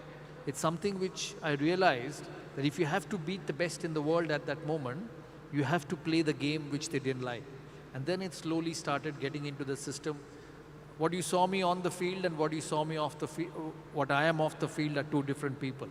You know, two different characters, completely chalk and cheese, but the entire thing which was done to play and win. I think that was very important for us. So if we just stay with that 2001 test for a moment. You took on a captaincy which was, I think, 9 or 10 months old before that test series. India was just coming out from the back of a match-fixing scandal. So motivation, morals were like at the lowest at that time. Australia was coming back strong, you know, on a back of multiple wins. You were 1 test down in Mumbai, coming into Eden. You took on a captaincy which other seniors were not very comfortable taking, you know, so, and you put your hand up and took it. So as a leader, as a captain, how did you prepare yourself for that moment when, you know, it was a very onerous moment? I would hate to be in your shoes at that time. I mean, you're a captain, you've got to deliver something to win. So for us in the corporate world, how do we, you know, prepare ourselves for such situations where you know you're coming out of the slums and you've got to deliver? You know, in life, it's about effort. There's no hard and fast rule to success. Sometimes you've been in the worst of your minds and you've played the best innings ever. And sometimes when you've been in the best of touches, you've found hard to score runs. So, you know, one thing constant which has remained with me in life and which sport has given me, coming to your question, is that whatever you do, you have to give your best. You know, when I became captain, I did not have a hard and fast rule to captaincy. My only aim was that I play to win. I play to win. You know, one thing Ian Chappell told me when I had just become captain of India, and I had gone up to him and asked, he said, Ian, you've been such a great captain for Australia. What do you think it's about captaincy? He said, Sourav, one thing you must remember in life as a captain, that every night you go to bed, and when you put that head on the pillow, you must tell yourself that you had the country at heart and you did the best what you could do with your talent. Don't go to bed thinking that, no, I could have probably tried a bit better. And I say that to everyone, whether you're in business, whether you're in sport, whether you're in cinema, you know, your effort has to be at your best. There is no hard and fast rule to success. You know, everybody has its own way of dealing with things. And that's why I say to every leader that it's never the highway or never the my way or highway. You know, as a leader, you have to be adaptable. As a leader, the most important thing to success is dealing with the people who you work with.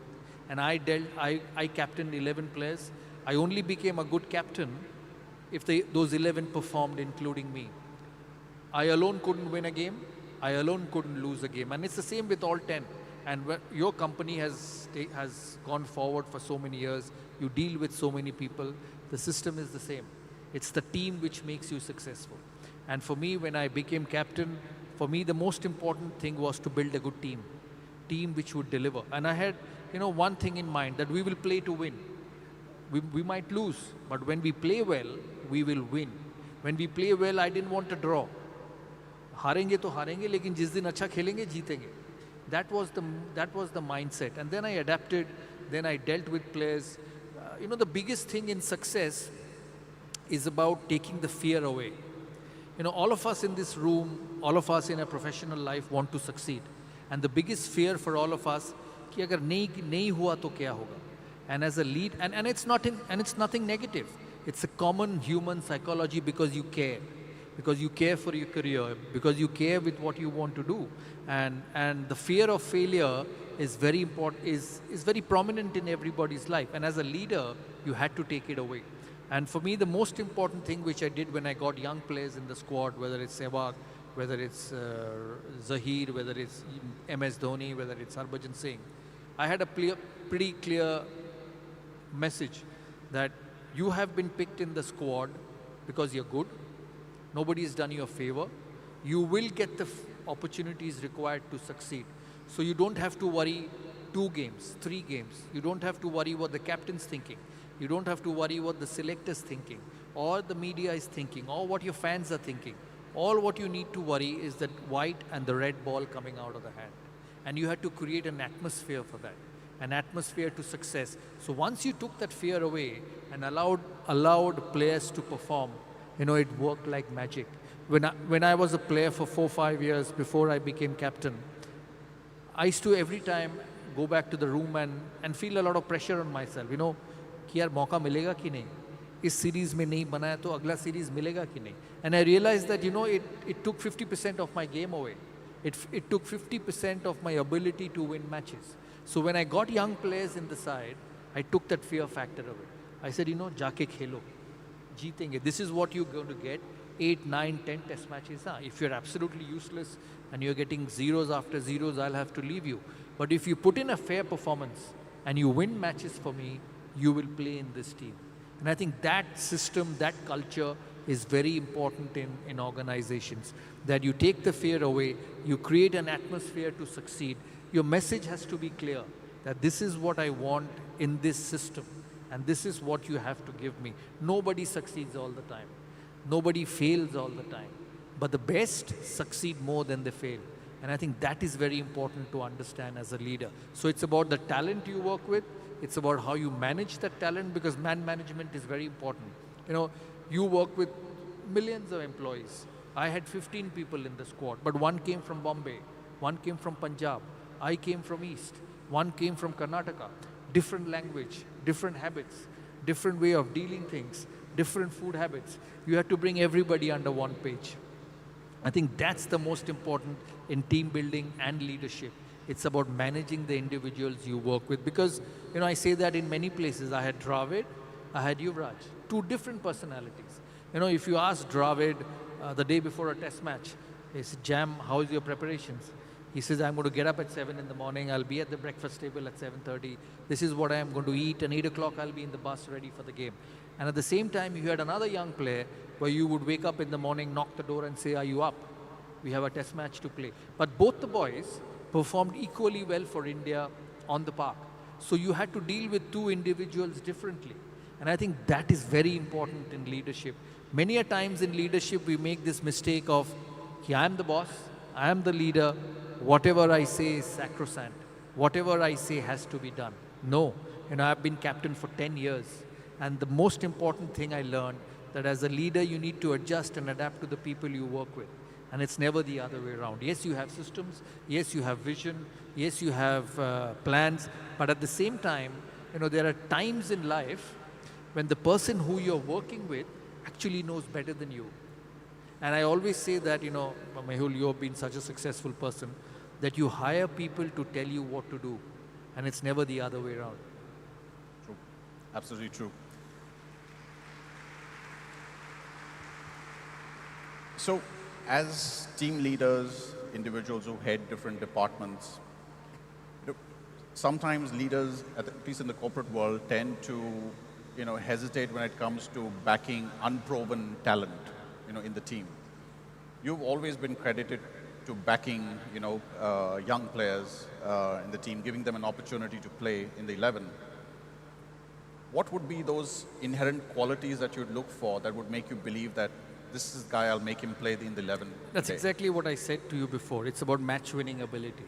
You know, when you look at a Sehwag and you look at an X, you will be able to know that ये जिस दिन खेला तो आप जीतोगे. When you look at Rohit Sharma, when you look at Virat Kohli, when you look at young Yashasvi Jaiswal, a 15-year-old boy, कि इसका बल्ला चला तो आप जीतेंगे. So you have these sort of players in the system. That's why sports is about a winning mentality. Even life is about a winning mentality. You know, you think right things will happen. If you keep being negative all the time, invariably you will see negative things happening. And that is what I looked at, that winning mentality in young players, that under pressure, who stands up and wins it for you. So when you decide between two, and you see there's one X who under pressure performs and wins, and there is another one who's probably as good, but when it comes to pressure time, he's not the same. So you go back to that person who does it, because in sport, in life, it's about handling pressure. And I tell to all young players, all young entrepreneurs, when your boss tells you to do the hardest thing in the world, accept it. It's not pressure, it's an opportunity. You know, when I batted at number 3 for India in my first test match, when I came back, my dad said, "Are toke 3 number bat korte patiye dilo, out hoye gelo to nitoi na." And I'm sure some of them are understanding Bengali. So he said, "Are he sent you to bat at number 3, seaming conditions, tough conditions, new ball. What would have happened if you would have got out?" I said, "Forget about it. I have got 100 at 3. Now the team believes that this fellow can play the new ball." When you do tough things, it actually sends a message to the people around you. When it's going tough, when it's difficult, he stands up. So when your boss tells you to do the hardest project in the world, it's not that he wants to kick you out. You consider it as an opportunity, and an opportunity to make a name for yourself. You will only make a name for yourself if you manage to do the hard things in life. It's never the other way around. Very well said. So I want to take you back for a moment to the Greg Chappell fiasco. And we all know how it played out, and you were out of the team briefly. And you did mention to me once that you actually went back and played Ranji for 6 months. Yeah, absolutely. Which we see players today, like Rishabh Pant, doing that today, what you did many, many years ago. So how did you prep yourself? You know, you went back, you went and, you know, tried to keep yourself out of the whole politics that was playing out, but you didn't lose touch with the game. You tried to pick yourself up and still stay in touch. So what would be that one message you would give to leaders as well who sometimes find themselves in that position, and how do they pick themselves up? It's a very important question, Mehul. You know, the situation of Rishabh Pant and me was different. You know, Rishabh Pant's a young boy, has just started his career, and when I got dropped, by that time I had captained India for 220 games. 11 years into my professional career, captain of India for 220 games. I had the best captaincy record at that time when I got dropped. So it wasn't easy. You know, I made my debut in '96, got dropped in 2007. 11 years. And the hardest thing was, I knew that I wasn't dropped because of my ability as a player. I got dropped because of other reasons. So it made even harder. It made even harder. And I knew that you have to put your ego behind.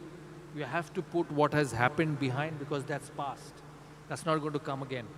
What is the way I come back into the team again? It's by going and playing domestic cricket, getting runs, performing, and then forcing myself into the squad. And that's exactly what I did. It wasn't easy. You know, for those 11 years, I turned up every time for India with 50,000 watching, 60,000 watching, 100,000 watching at the ground, and many more on television. And then when I went to play Ranji Trophy, there were 3 men and a dog watching. So that was the difference. But then that's what life is. When things don't go your way, there is no shame, there's no harm in going back to the basics and trying to get back up the ladder. I was 32, 33 then, and I still remember my dad telling me that I don't think they're going to pick you again. I said, fair enough. If they don't pick me again, don't pick me again. He said, you know, you've achieved everything. You've captained India more than anybody has in the history of Indian cricket before MS Dhoni came in. And he said, you've achieved so much. I said, you know, I've got 2 things to tell myself. And I say that to every young professional, because this happens with every professional in the world. You know, I told my dad, I said, you know, I have 2 options. Either I live happily, because I've made all the money and I have the name, I've been captain of India. Even if I don't play, I'll still be an all-time great for India. But I don't want to get to the age of 40 when I sit down on my sofa with you and think about when I got dropped.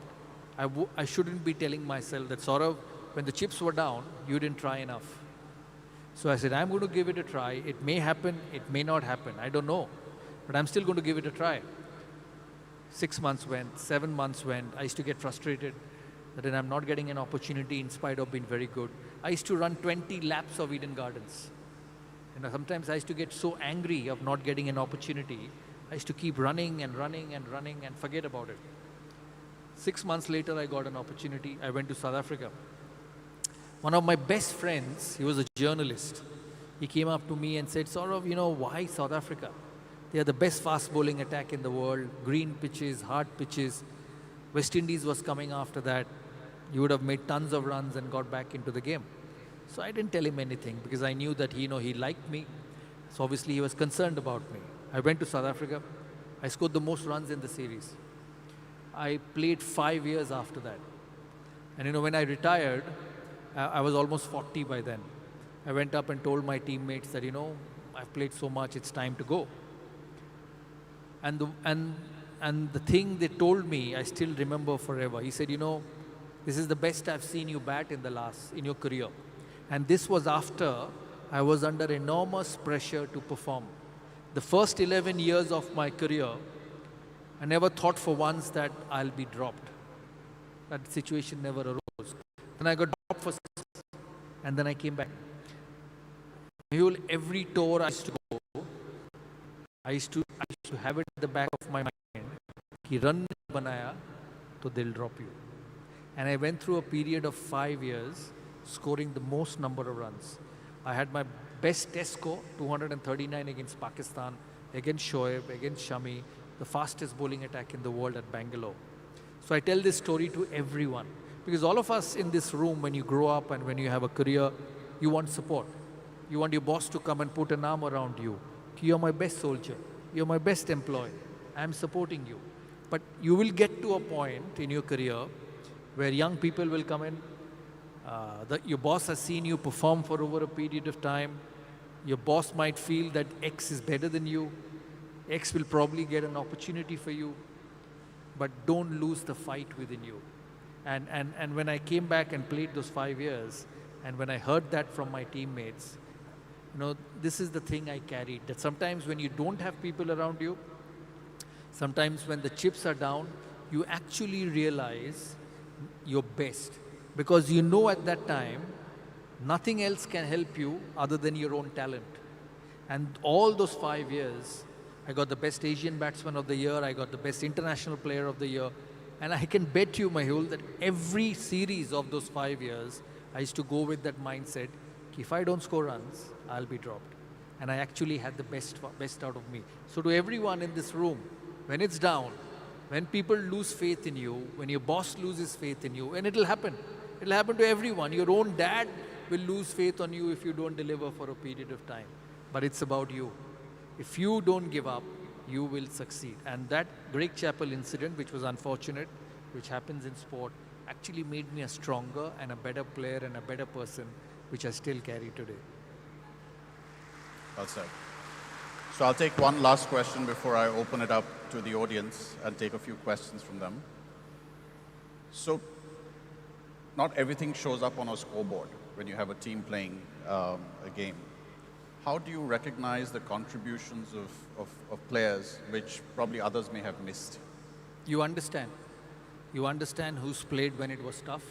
You understand who played the toughest moment of the game. It's like in business. You understand who's delivered the toughest product to the consumers. You understand who's got the toughest deal through amongst the most toughest of competitions around the world. You cannot hide. You cannot hide with people who have been in the system for a long period of time. And it's seen, it's understandable. And if you want to succeed, you keep backing it. The most important thing in competition, the most important thing in life is to be honest and to back what you see actually on the park. That never goes away. If you stop doing that, success will go away from you. And I know this is my last question. Before I finish, I'm elder to many of this in the room, and I tell you one thing in life, And I firmly believe it in life because of experience, because of being under pressure, day in, day out, because of being answerable day in, day out, being in public eye day in, day out. Two things you must keep in life. One is effort. Never get short on that effort. And the second thing in life is छोड़ना मत. छोड़ दिया तो सब चला जाएगा. और जब तक नहीं गया तो छोड़ना मत. I remember these things in life. Thank you. Thank you so much. If we have one or two questions from the audience, I think Dada will be happy to take them before we end this session. Thank you so much, Dada, for those wonderful insights on leadership, on longevity, and what it truly takes to stay on the pitch for the long run. How I wish this chat could just go on and on because it was so inspiring. But unfortunately, we are a little time bound. And since we have the Sourav Ganguly here on stage with us, Dada, we would want you to, may I please request you to please be on stage for a little longer I call all our awardees of the evening to join us on stage again for a photograph with Dada, the Sourav Ganguly. Thank you. Yes, I'm here, of course. Thank you so much. May I please ask all our awardees of the evening to please come up on stage for a photograph.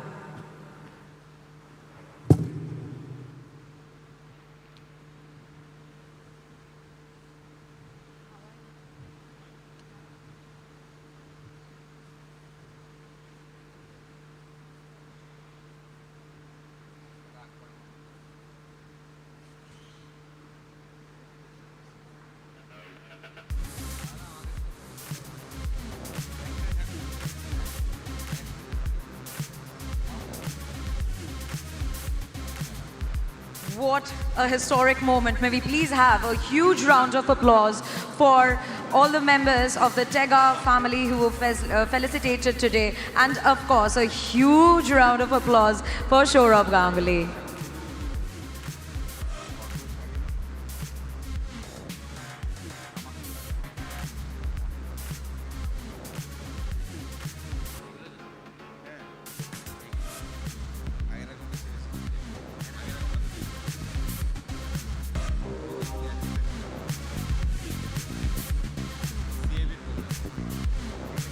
I would request Mehul sir also to be part of the photograph.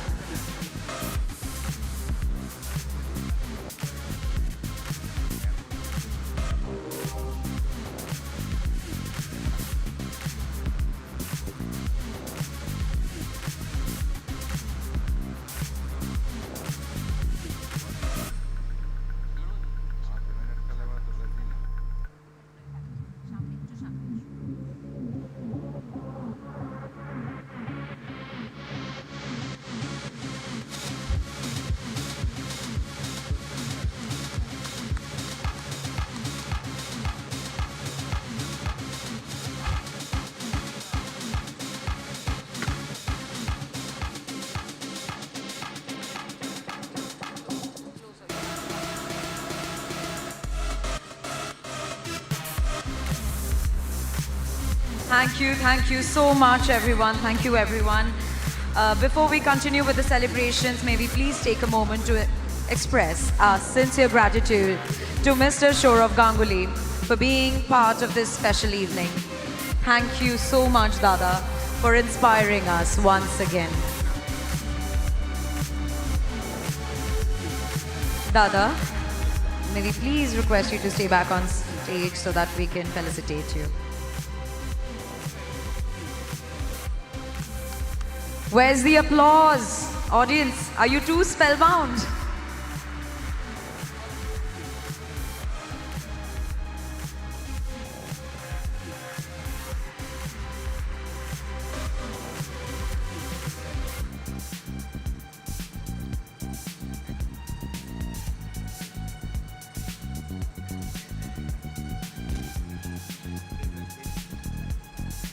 Thank you so much, gentlemen. Thank you so much.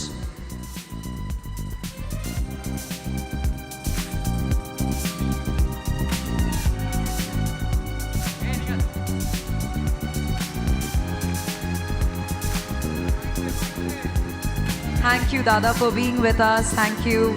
Keep on ruling our hearts just the way you do.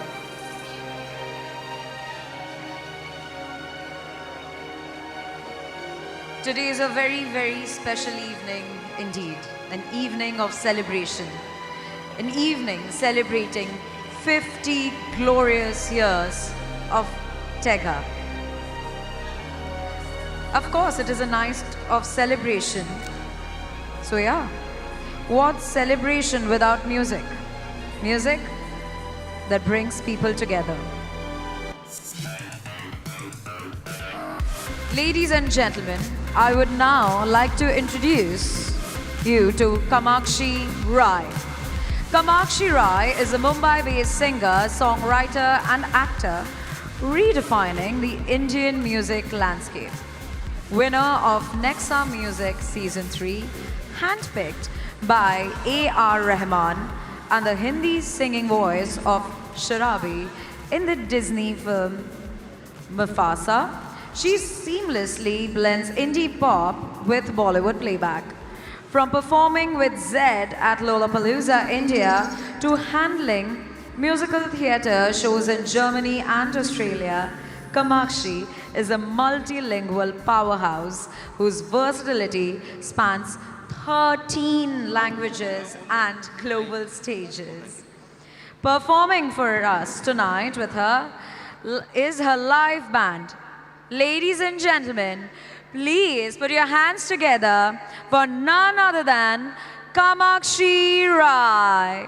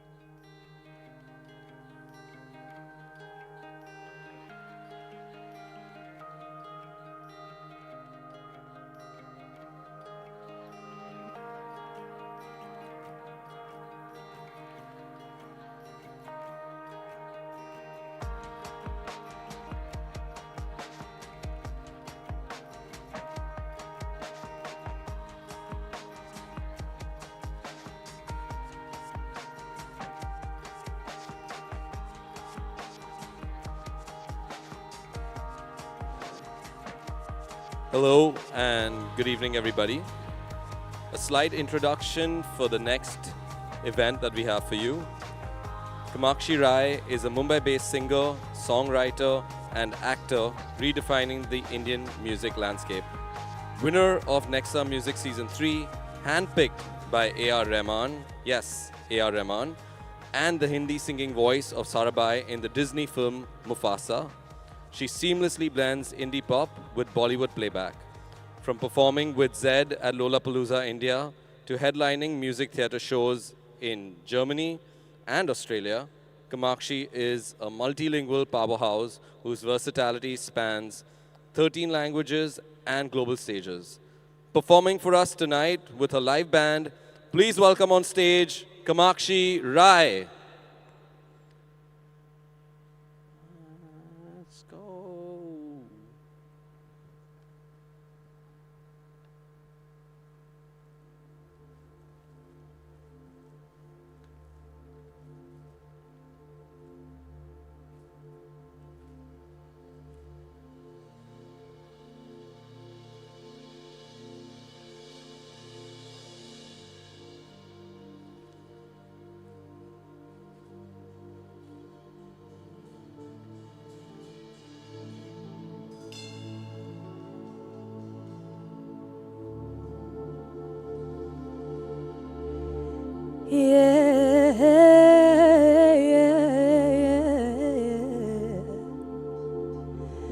तू नील समंदर है,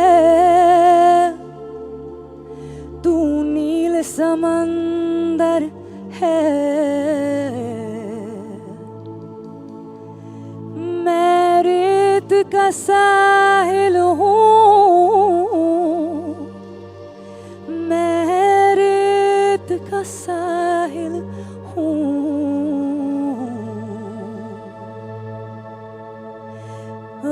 आगोश में ले ले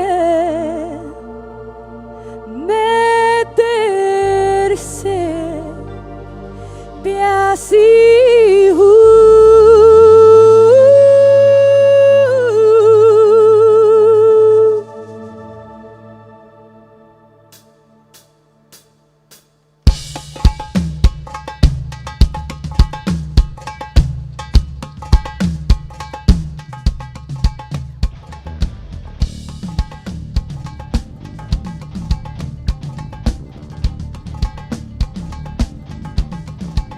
Sexy lady on the floor, keep you coming back for more. Sexy lady on the floor, keep you coming back for more.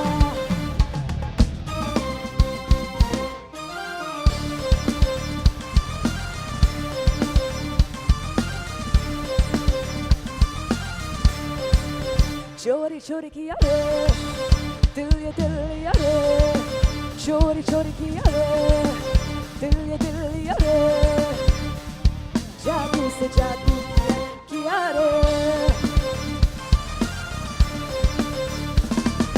जागे सोई रहूं, खोई रहूं, उसकी यादों में, उसके ख्वाबों में, चुमे जिया रे, क्रेजी किया रे, क्रेजी किया रे, क्रेजी किया रे, ओ क्रेजी, क्रेजी किया रे, क्रेजी किया रे, क्रेजी किया रे, क्रेजी किया रे, ओ क्रेजी, क्रेजी किया रे.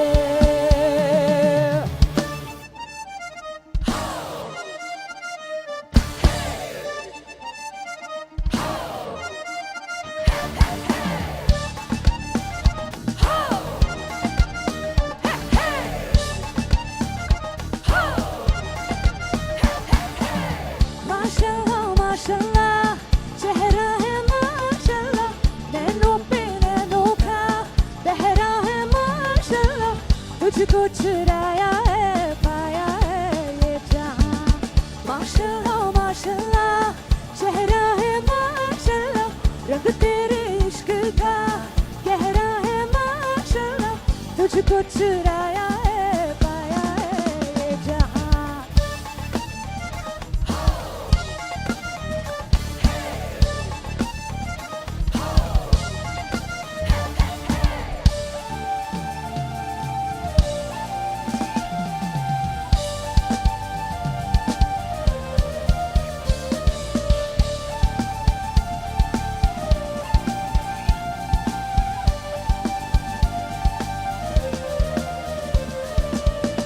machale. Once more, come on, you people. Dhoom machale, dhoom machale, dhoom machale, dhoom machale, dhoom machale, dhoom machale, dhoom. Dhoom machale, dhoom machale, dhoom machale, dhoom machale, dhoom machale, dhoom machale, dhoom.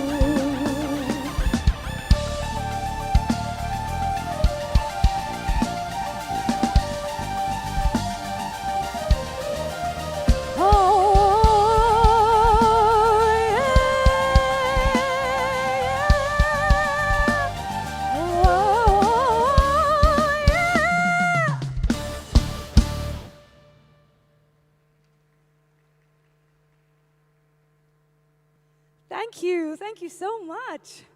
Good evening, everybody. My name is Kamakshi Rai, and it is such a pleasure for me and my entire band and my dancers to be performing for you on this wonderful occasion. Tega Industries turns 50. Oh my God. Oh, what a feeling. It's because of the hard work of each and every one of you, and of course the vision and the leadership of the Mohanka family, Mr. Madan Mohanka and Mr. Mehul Mohanka, that we're all here today. So can I get a round of applause for each and every one of you in this room? Come on. I think you deserve louder applause. I know how hard all you guys work. Come on, one more. Yes, okay, now we're talking. Tonight is all about celebration, so I want you and you guys all the way there in the back to sing, to dance with me, to cheer, to come on up front. Don't be shy. We're very, very friendly. We love it when people dance. And let's celebrate Tega turning 50. Hit it, boys!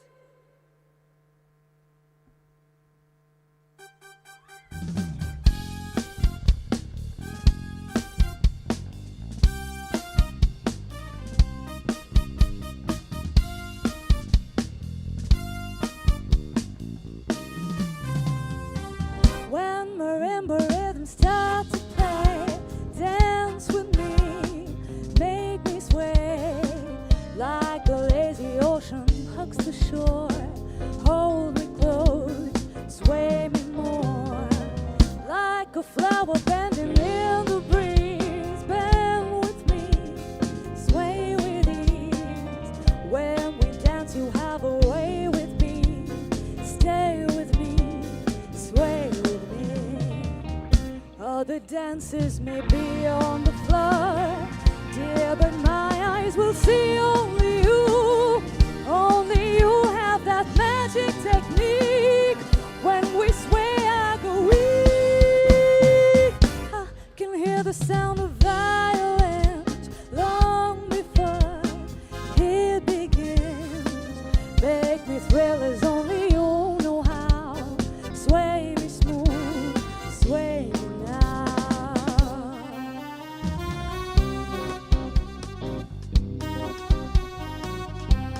Give it up for Joel Grasto on the keys.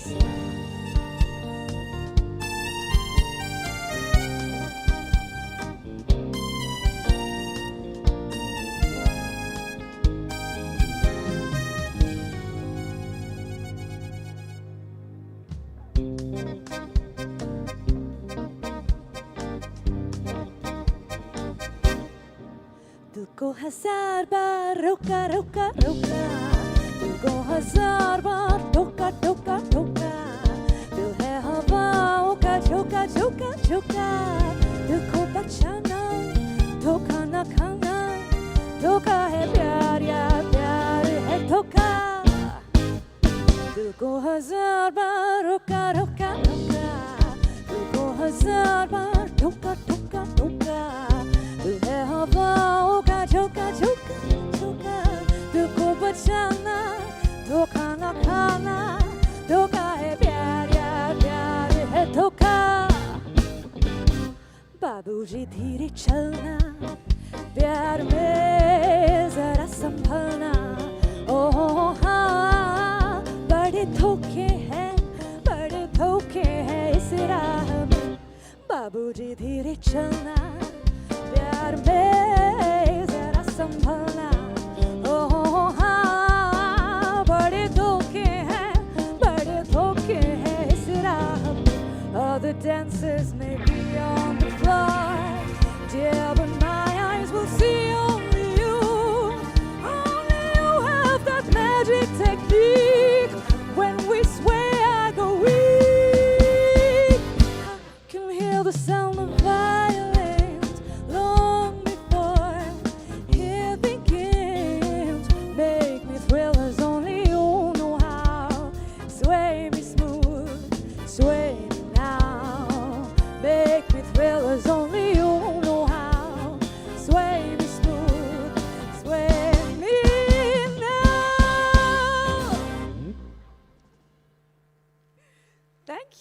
Thank you so much. This next song is an original that I've written. Last year, I had the good fortune of being selected by none other than A.R. Rahman sir as the super winner of Nexa Music Season 3. And thanks to him, this wonderful band and we had the opportunity to sing at Lollapalooza, India, which is one of the leading international music festivals. And we opened our set with this song. So I hope you like it. On special request by the Tega CEO himself, this one is Connection.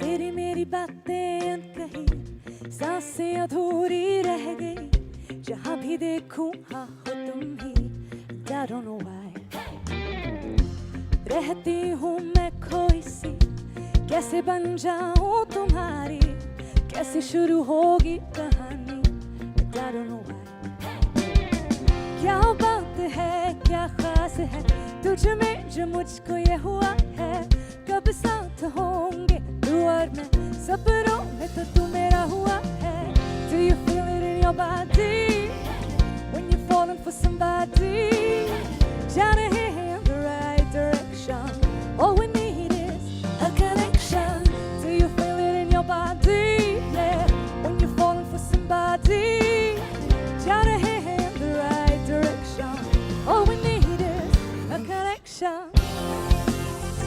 a connection a connection ooh yes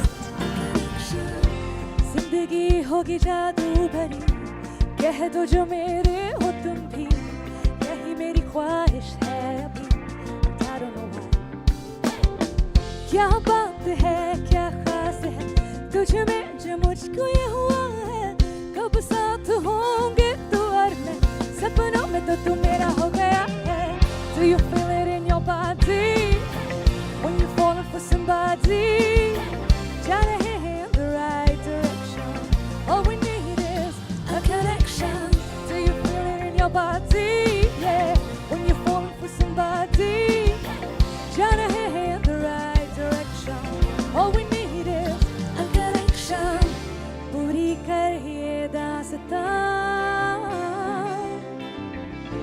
तेरे बिन मैं कैसे जिंदा रहूं पहले दिन से दिल तेरा ही था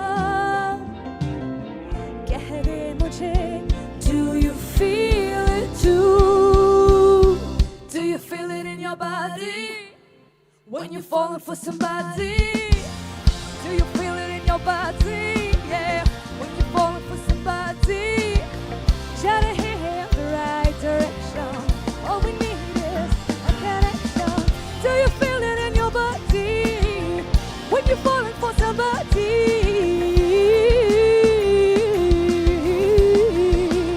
Take it away Sourav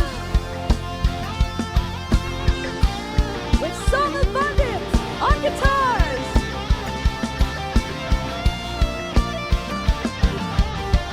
Do you feel it in your body yeah when you're falling for somebody जा रहे हैं in the right direction all we need is a connection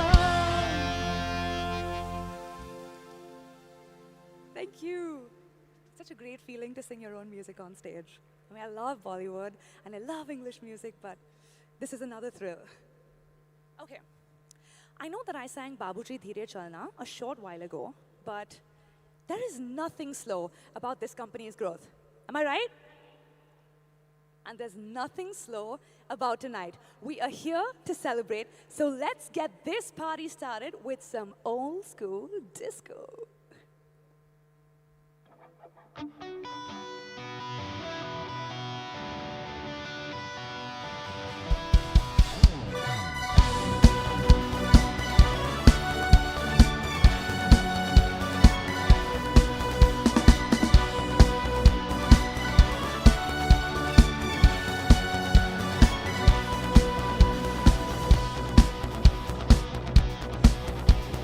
Half past 12 and I'm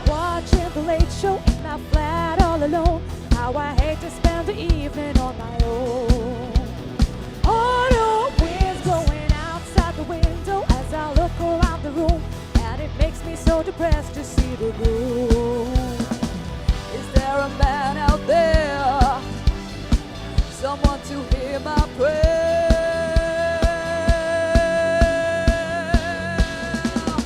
Give me a man after midnight. Won't somebody help me chase the shadows away? Give me a man after midnight. Take me through the darkness to the break of the day.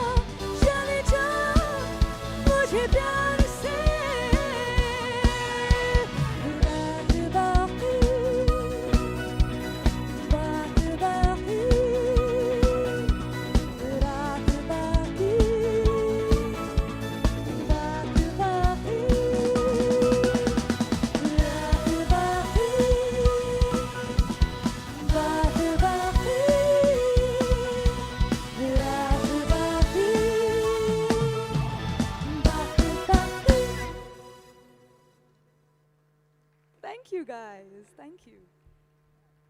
Okay. Are you guys having a good time? Come on, let me hear you. Let me hear you. I know a lot of people have gone out for dinner, but that's okay. We're enough. Hum 10 ke barabar hai. We'll make it count. Are you guys having a good time? Yes, thank you. Thank you so much. Okay, good. We're just getting warmed up, so I'm glad that you guys are enjoying.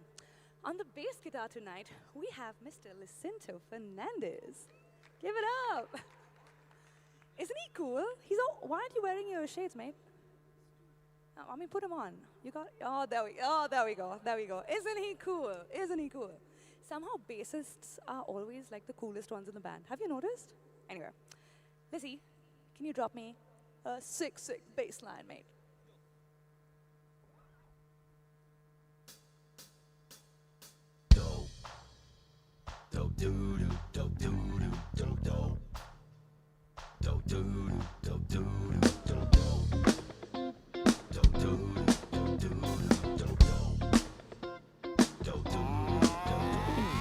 This is that ice cold Michelle fight for that white gold. This one's for them hood girls, them good girls. Straight masterpieces, styling, wildin', living it up in the city.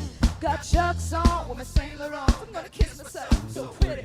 Too hot, call the police and the fireman. Too hot, make the dragon wanna retire, man. Too hot, say my name, you know who I am. I'm too hot, and my band's about that money. Girls hit you hallelujah, girls hit you hallelujah, girls hit you hallelujah. Cause Uptown Funk gonna give it to ya. Cause Uptown Funk gonna give it to ya. Cause Uptown Funk gonna give it to ya. Saturday night we in the spot.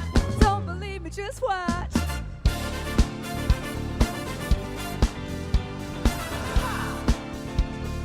Don't believe me, just watch.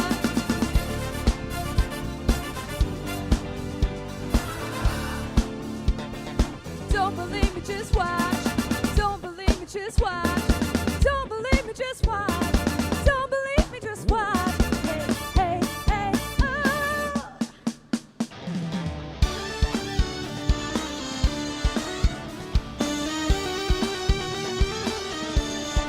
Yeah, yeah.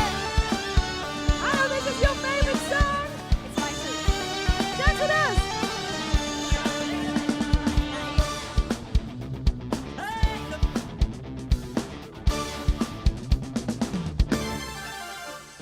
एक हो गए हम और तुम तो उड़ गए नींद तेरे और खन की पायल मस्ती में दो गगन खन के रे हमना हमना sing with me हमना हमना हमना हमना हमना हम पहली बार मिले तुम पे दम ये निकले तुम पे जवानी धीरे धीरे बदम मचले रे हमना हमना हमना हमना Humma, humma, humma.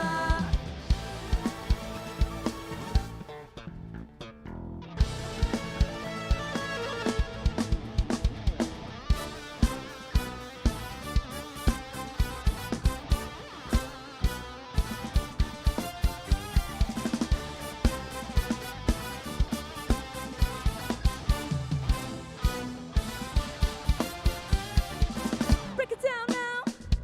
मेरी चांदनी जैसा ये बदन जन्म मिला तुमको मन में सोचा था जैसा रूप तेरा आया नजर हमको सितम खुली खुली ये सनम गोरी गोरी ये बाहें करती है यूं हमें तुमने जब गले लगाया तो खो ही गए हम तो हम्मा हम्मा हम्मा हम्मा हम्मा हम्मा हम्मा हम्मा हम्मा हम्मा एक हो गए हम और तुम तो उड़ गए नींद तेरे और एक खन की पायल मस्ती में दो गगन खन के रे हम्मा हम्मा हम्मा हम्मा हम्मा हम्मा हम्मा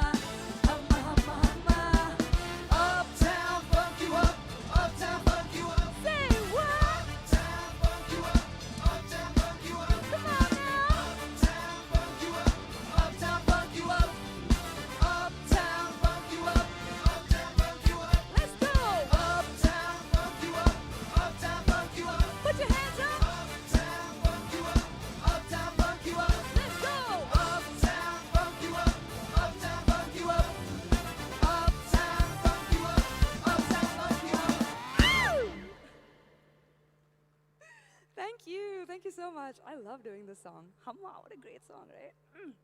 Okay. Whew.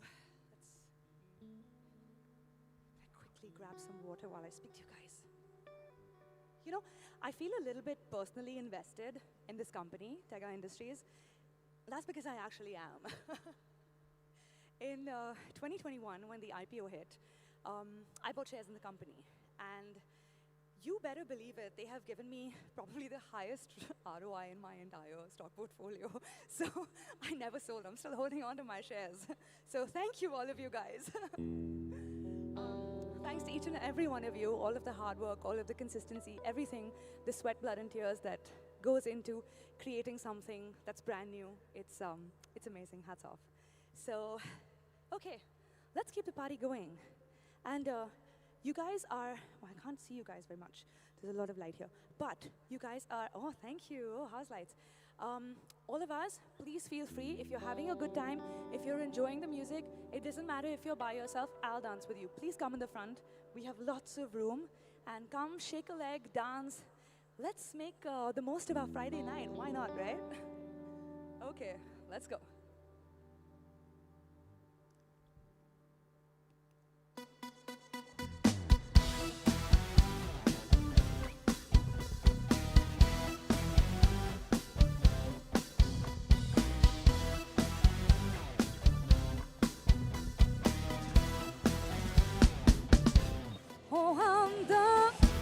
Oh, hamda, suniore.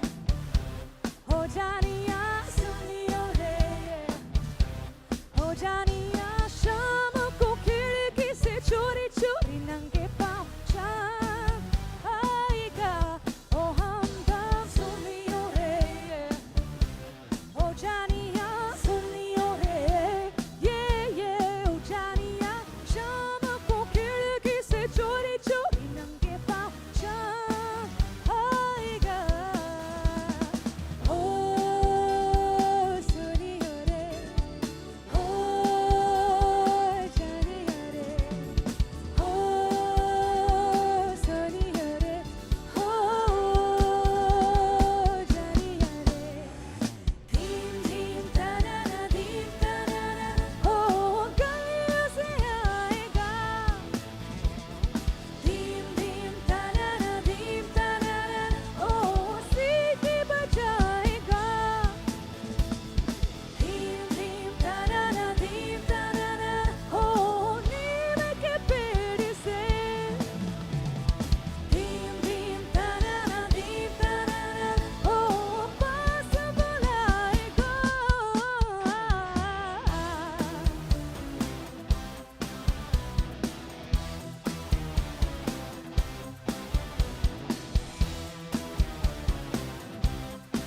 Do you know the song?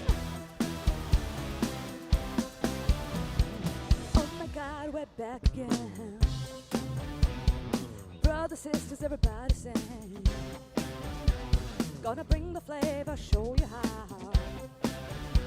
I got a question for you, better answer now. Am I original?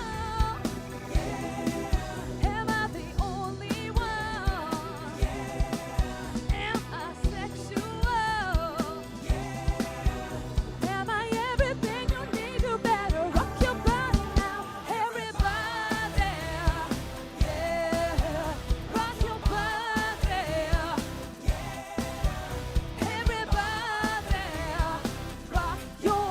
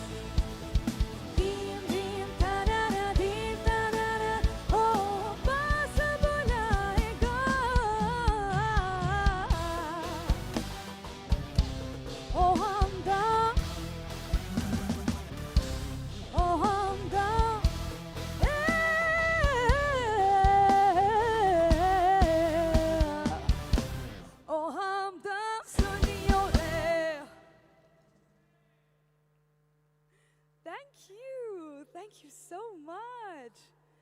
My fabulous, fabulous dancers. We have Ishika right here. For a big hand, we have Chinmay right here. We have Omkar, who's running away. Stay in front, mate. And we have Suman right here. Give it up. What energy, right? I love dancing with these guys. Choreographed by Arushi Nigam and Siddhant Idnani. Give it up for these amazing humans. They will be back very, very soon, right? See you guys.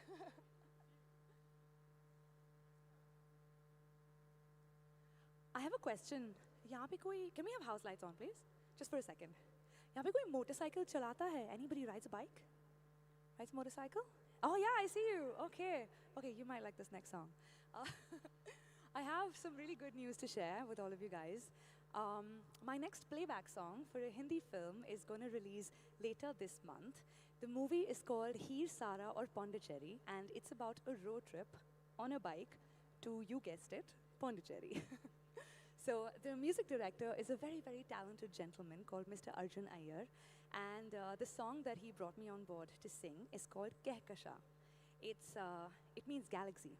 It's about reaching out, it's about touching the sky, it's about flying high to make your dreams come true. And I think everybody relates with this theme, you know, somewhere deep down. We all have a dream that we're really trying to make come true, right? No matter which stage of life we are. The dreams keep changing, but we keep trying to make them come true. So, agar aapki ijazat ho, to I would like to sing a few lines from the song. Ijazat hai? Can I? Oh, great. Thank you so much. Okay. For the very first time, live on stage, this is Kehkasha.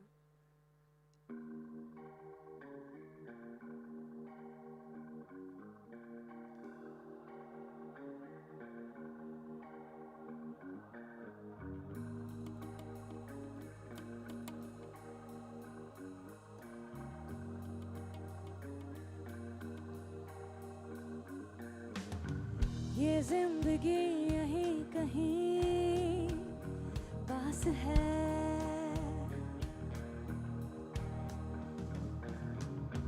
चाहे ले जाए अब कहाँ रास्ता, छू ले आसमां और जरा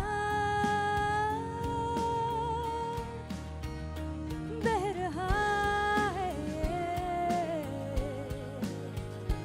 कहकशा।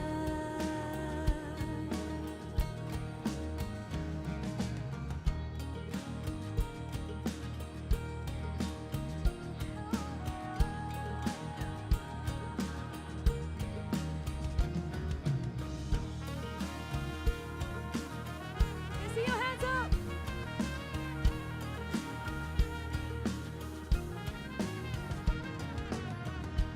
बेबाक सी हवा छू के गई जो है सफर ही दफा, खुशबू नहीं वो रंग में मलंग हो रहा है मन मेरा, रंगरेज सा हो मिट गया है फासला, ये दिल रहा है यार मोसरा।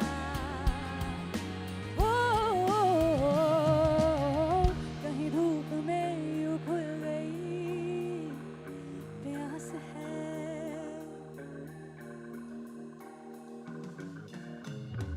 तू है नहीं पर है तेरा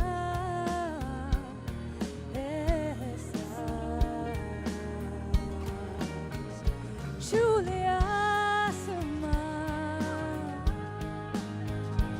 उड़ जरा बह रहा है Kahkasha. Thank you so much. Yay. Please do catch the film. It's called Heer Sara or Pondicherry. It's going to be in theaters at the end of the month. I hope you guys watch it, and I hope you guys like it.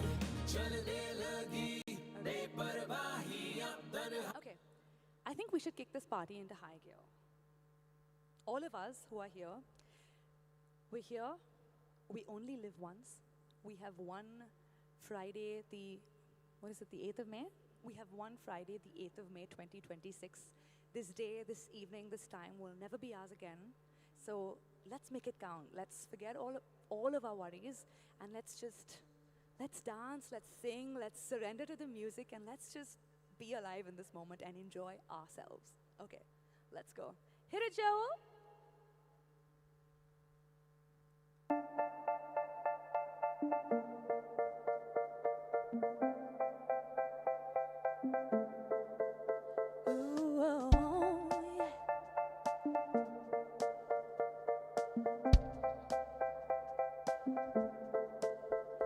They say, oh my God, I see the way you shine. Take your hand, my dear, and place them both in mine.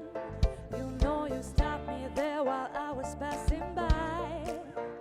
Now I beg to see you dance just one more time. Ooh, I see you, see you, see you every time. Oh my, I like your style. Ooh, you make me wanna cry. And now I beg to see you dance just one more time. They say, dance for me, dance for me, dance for me, oh, oh. Never seen anybody do the things you do before. They say, move for me, move for me, move for me, yeah, yeah.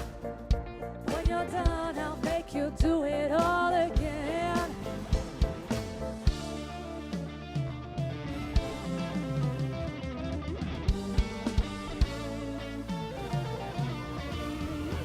अगलावा मजबूरी नू आने जाने ती बसूरी नू जहर बने हाँ तेरी पी जावा मैं पूरी नू आना से ओ नहीं आया दिल बाग बाग मेरा टकराया बागा बोल के डस जावे बाबा चोरी चोरी नू बाबाश होनू लुकावा कोई मैनू ना रोके मेरे ढोल जुदाइयां दी तेनू खबर की मैं होवे आ जावे दिल तेरा पूरा भी ना होवे हाँ बड़िया बड़ाइयां दी कल बात की मैं होवे आ जावे दिल तेरा पूरा भी ना होवे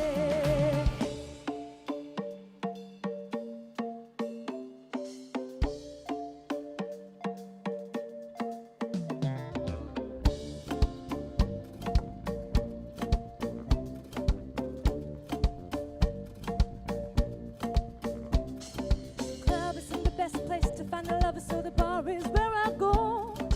Me and my friends at the table doing shots, drinking fast, and then we talk slow. Come over and start up a conversation with just me, and trust me, I'll give it a chance. Now put my hands up, then the man on the jukebox, and then we start to dance. Now I'm singing like, girl, you know I want your love. Your love was handmade for somebody like me.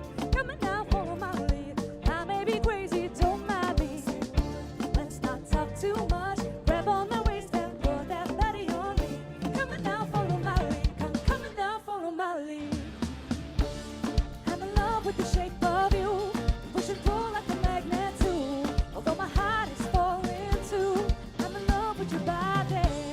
Last night you were in the room, and now my bed sheets smell like you. Every day discovering something brand new. I'm in love with your body. I, oh, I, oh, I, oh, I. I'm in love with your body. I, oh, I, oh, I, oh, I. Oh, I, oh, I, oh, I, oh, I. I'm in love with your body. Every day discovering something brand new. I'm in love with the shape of babash, oh no, look over कोई मैनू ना रोके. हाँ चले लेकर तुझे है जहाँ सिलसिले. तू है वही है तेरी कमी. बना दे सजा दे बना दे हमें.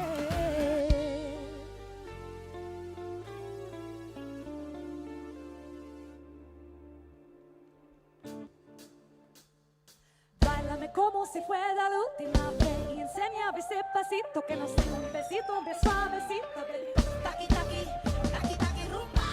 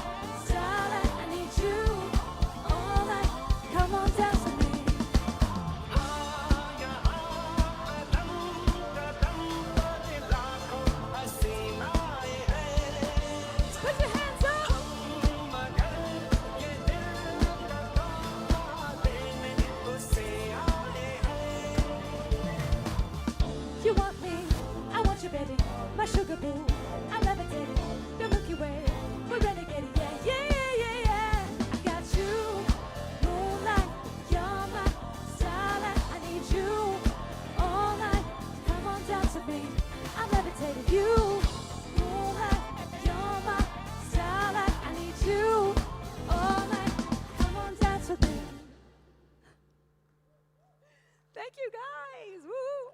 See, we're enjoying our Friday night, and that's what's important. Thank you guys. Okay.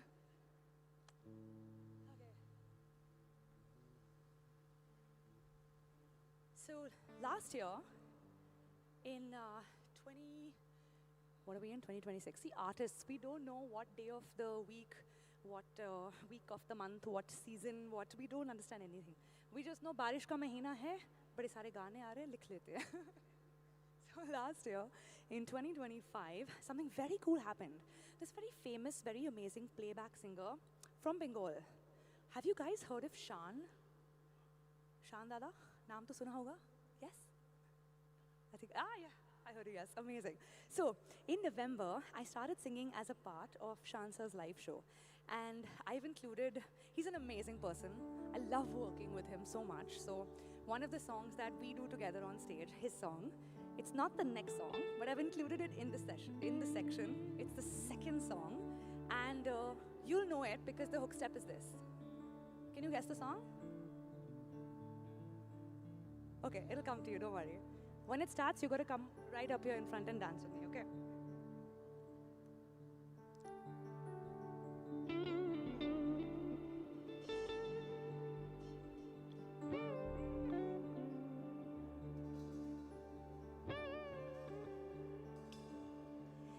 कोई मिल गया,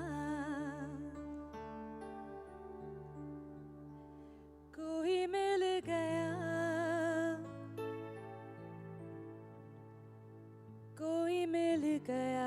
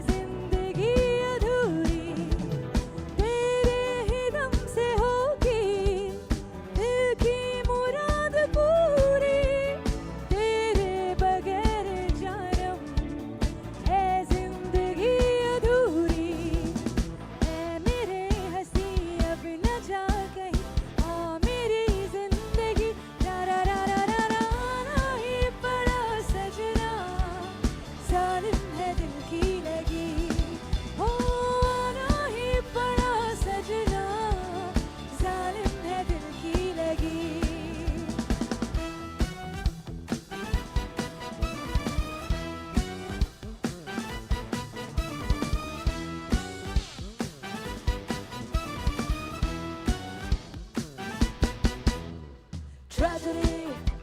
When the feeling's gone and you can't go on, it's tragedy. When the morning cries and you don't know why, it's hard to bear. With no one to love you, you're going nowhere. Tragedy. When you lose control and you got no soul, it's tragedy. When the morning cries and you don't know why, it's hard to bear. With no one to love you, you're going nowhere.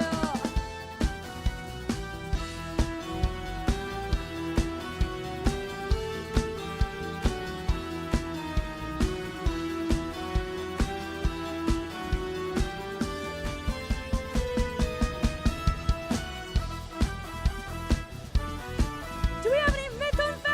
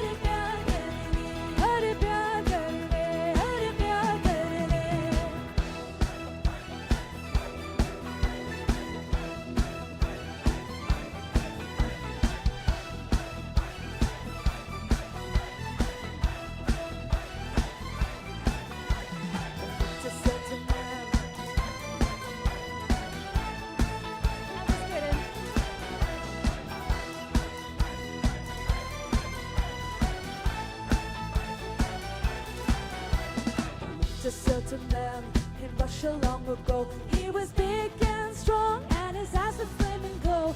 People looked at him with terror and with fear. But to Moscow cheese, he was such a lovely dear.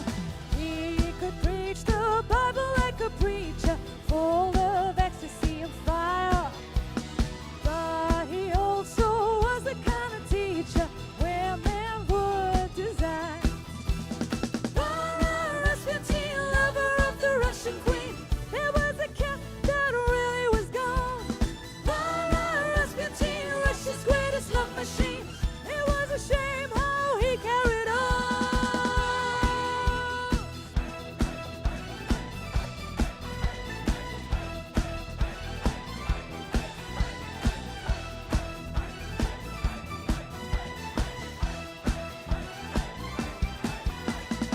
She's crazy like a fool. What about Daddy Cool? I'm crazy like a fool. What about Daddy Cool? Daddy, Daddy Cool. Daddy, Daddy Cool. Daddy, Daddy Cool. Daddy, Daddy Cool. Take it away, Sourav!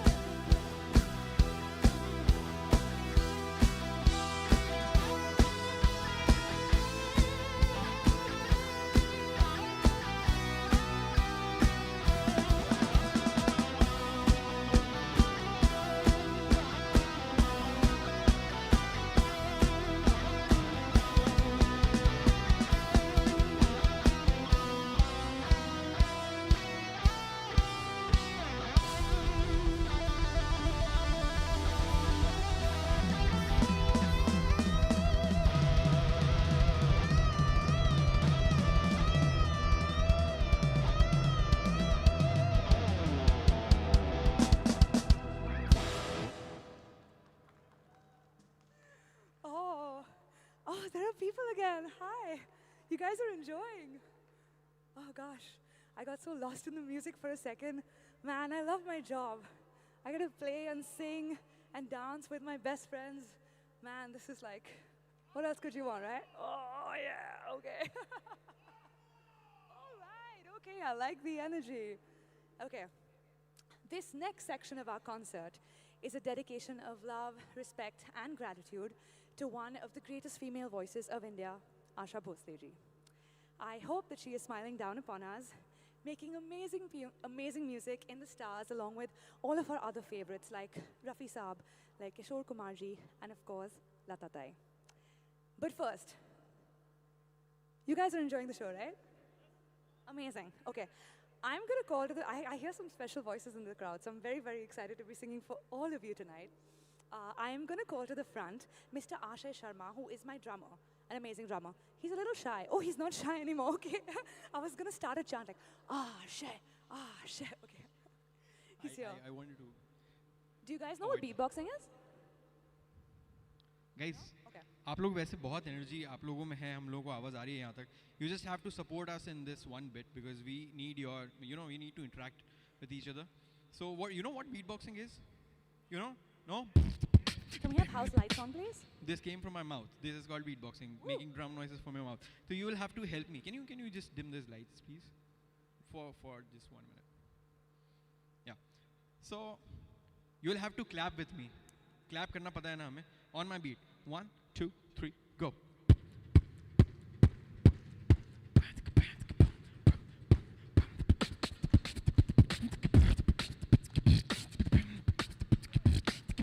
Guys on fire.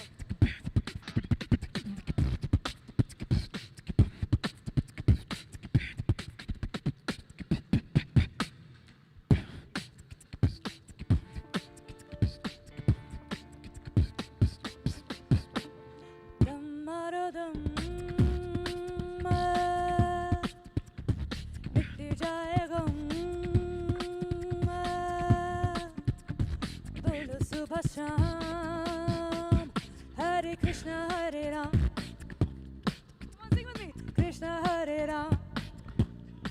Yes, all right. Keep that energy, both you handsome boys in the front especially.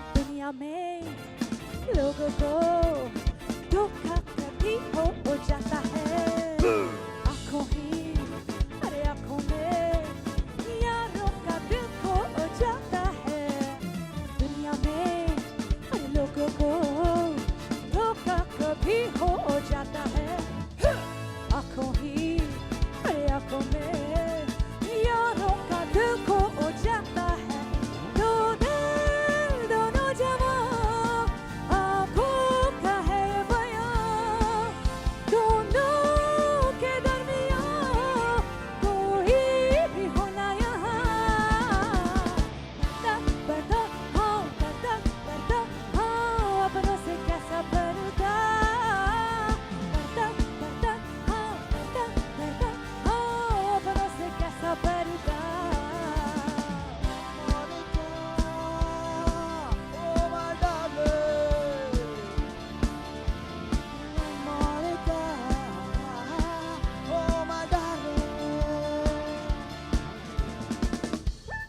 That's my favorite song.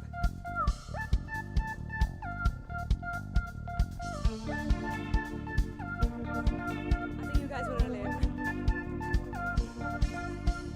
शाम भी है हाँ जाम भी है चोरी नहीं सारे आम भी है सबने भी है मुझ पे इल्जाम क्यों है खामखा मेरा नाम बदनाम क्यों है देखो ना लोगों ने बोतलों की बोतलें खत्म कर दी तो कुछ ना हुआ मगर मैंने होठों से लगाई तो हंगामा हो गया हंगामा हो गया हंगामा हो गया मुझे यार ने पिलाई तो हंगामा हो गया हंगामा हो गया हंगामा हो गया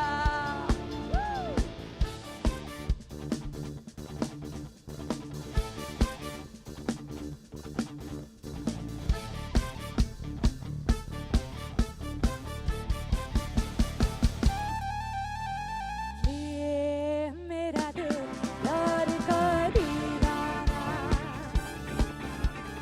दीवाना दीवाना प्यार का परवाना आता है मुझको प्यार में जल जाना मुश्किल है प्यार तेरा बच के जाना ये मेरा दिल प्यार का दीवाना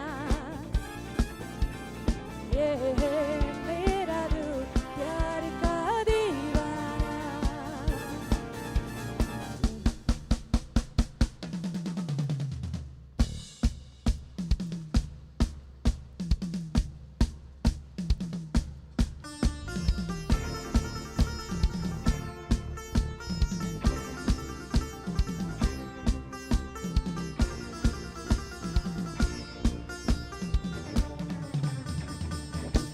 लैला में ले लो ऐसी हूँ लैला हर कोई चाहे मुझसे मिलना अकेला लैला में ले लो ऐसी हूँ लैला हर कोई चाहे मुझसे मिलना अकेला जिसको भी देखूं दुनिया भुला दूं मजनू बना दूं ऐसी मैं Laila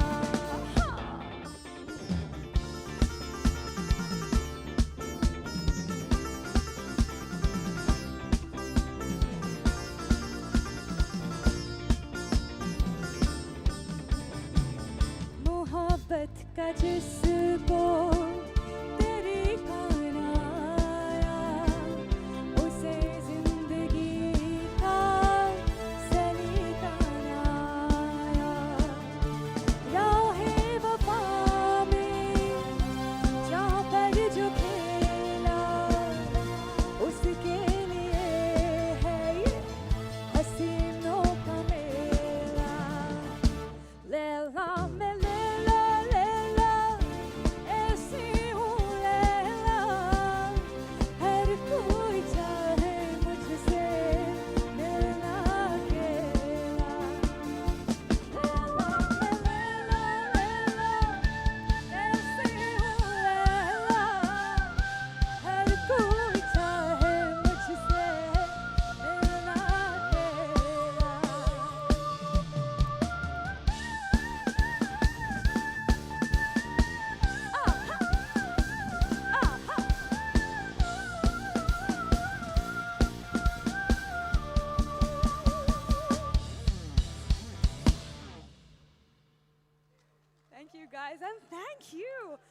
God, could I have house lights, please? Because I'm loving this. I can't see any of them. I have a feeling they're all very good looking. Oh, I was right. Hi. Hi, guys. Hi. Are you guys having a good time? Can you sing A-O? Sing A-O. Oh-eh, oh-eh. Oh-eh, oh-ah. I love you guys. Let's go. You guys enjoying? Yeah? You like some retro music? Should we keep it going? Some crazy dance, yeah. Can you guys come in the front and dance with me? Come now, dance now. I'll be so happy to make my day. All right, let's go. Okay. Yeah, hit it.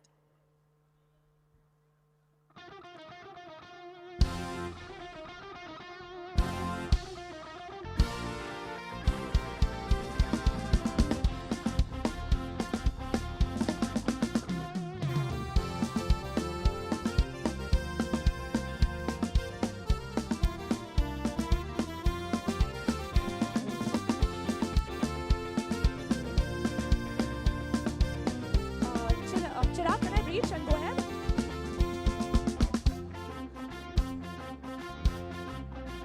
आजकल तेरे मेरे प्यार के चर्चे हर ज़बान पर सबको मालूम है और सबको खबर हो गई आजकल तेरे मेरे प्यार के चर्चे हर ज़बान पर सबको मालूम है और सबको खबर हो गई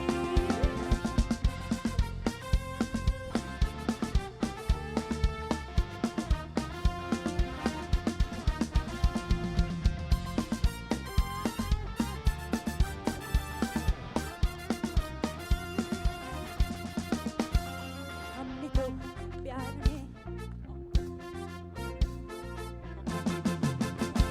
हमने तो प्यार में ऐसा काम कर लिया प्यार की राह में अपना नाम कर लिया हमने तो प्यार में ऐसा काम कर लिया प्यार की राह में अपना नाम कर लिया प्यार की राह में अपना नाम कर लिया आजकल तेरे मेरे प्यार के चर्चे हर ज़बान पर सबको मालूम है और सबको खबर हो गई आजकल तेरे मेरे प्यार के चर्चे हर ज़बान पर अच्छा सबको मालूम है और सबको खबर हो गई तो क्या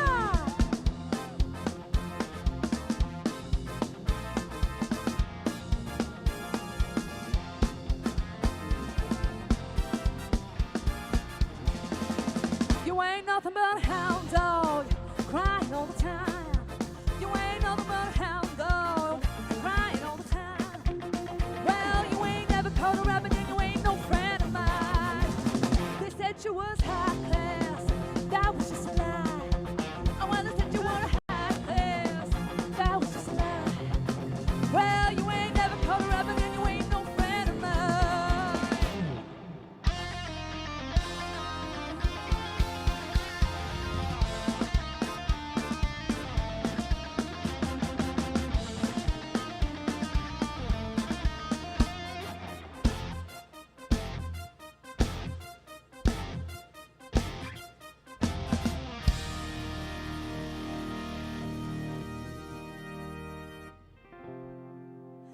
आजा आजा मैं हूँ प्यार तेरा अल्लाह इनकार तेरा ओ आजा आजा ओ आजा आजा ओ आजा आजा आजा आजा आजा मैं हूँ प्यार तेरा इनकार तेरा ओ आजा आजा ओ आजा आजा ओ आजा आजा ओ आजा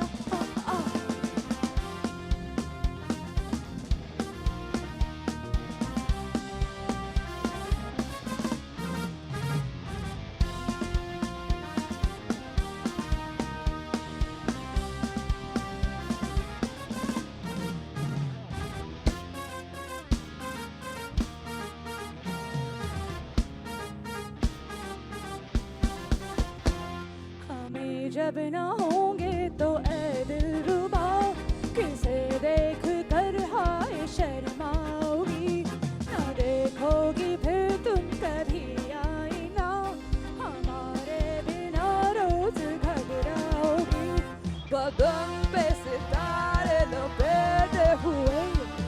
जाने तमन्ना किधर जा रही हो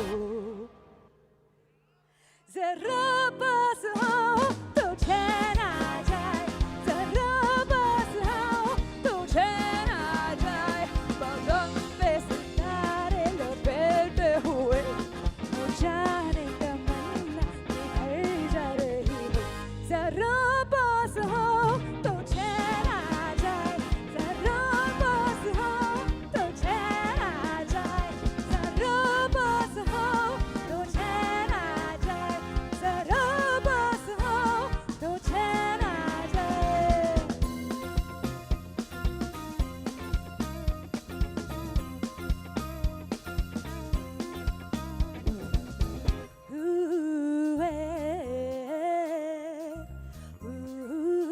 para para आओ ना गले लगा लो ना लगी बुझा दो ना ओ जान जा तुमने जो अगल लगा ली है तो छू के देखो ना यहाँ वहाँ अरे देखो सीने में कैसी हलचल मची है ओ साजना तारा पापा देखो सीने में कैसी हलचल मची है ओ साजना आओ ना गले लगा दो ना लगी बुझा दो ना ओ जान जा तुमने जो गले लगा ली है तो छू के देखो ना कहाँ कहाँ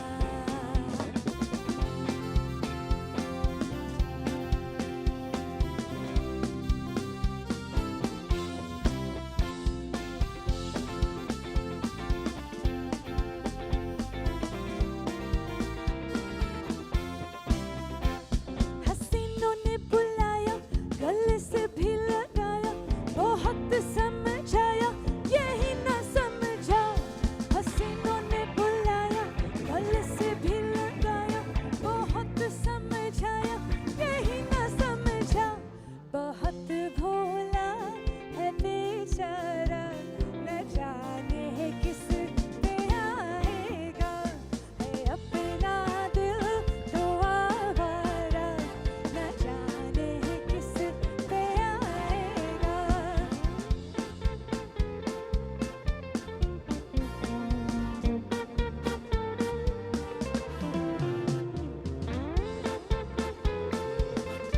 This one is dedicated from all you boys to all your girlfriends, okay? From my side.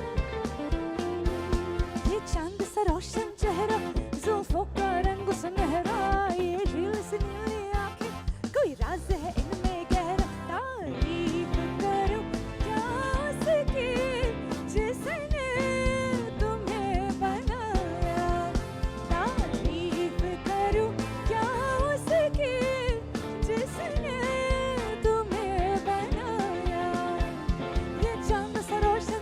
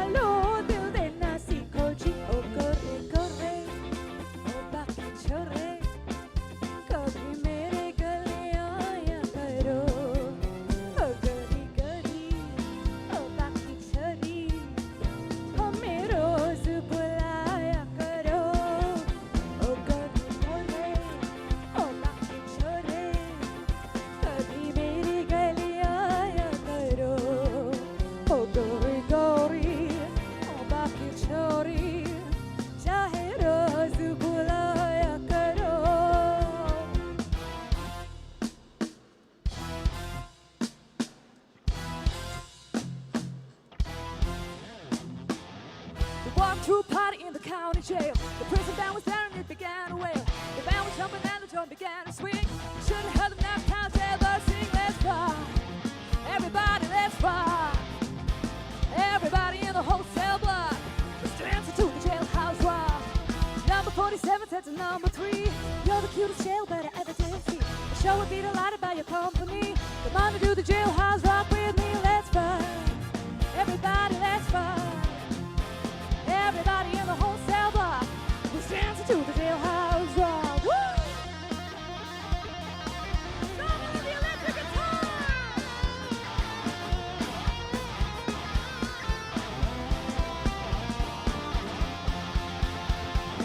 खंबे जैसी खड़ी है, लड़की है या छड़ी है, शोला है फुल झड़ी है, पटाखे की लड़ी है, आंखों में गुस्सा है, लबों की गाली है। देखो यार खुद को समझती है क्या? खंबे जैसी खड़ी है, लड़की है या छड़ी है, शोला है फुल झड़ी है, पटाखे की लड़ी है, आंखों में गुस्सा है, लबों में गाली है। देखो यार खुद को समझती है क्या?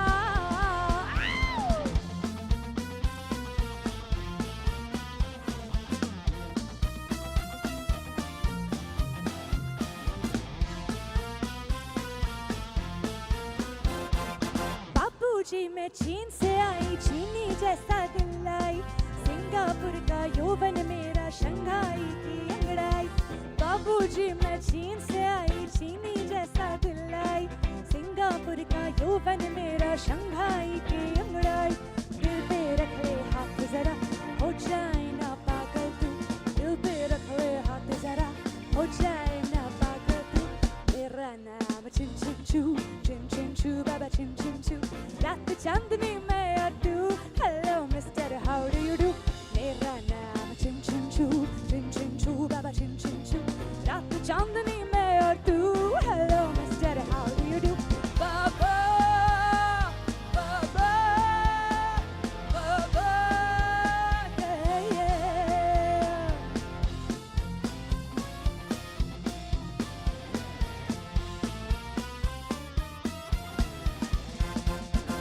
Minadica, Dalda Monico, Naga, Chica Bicarica, Ina Minadica, Dica, Dalda Marica, Macanaka, Chica Bicarola, Rica, Rampampo, Shurampampo, Shurampampo.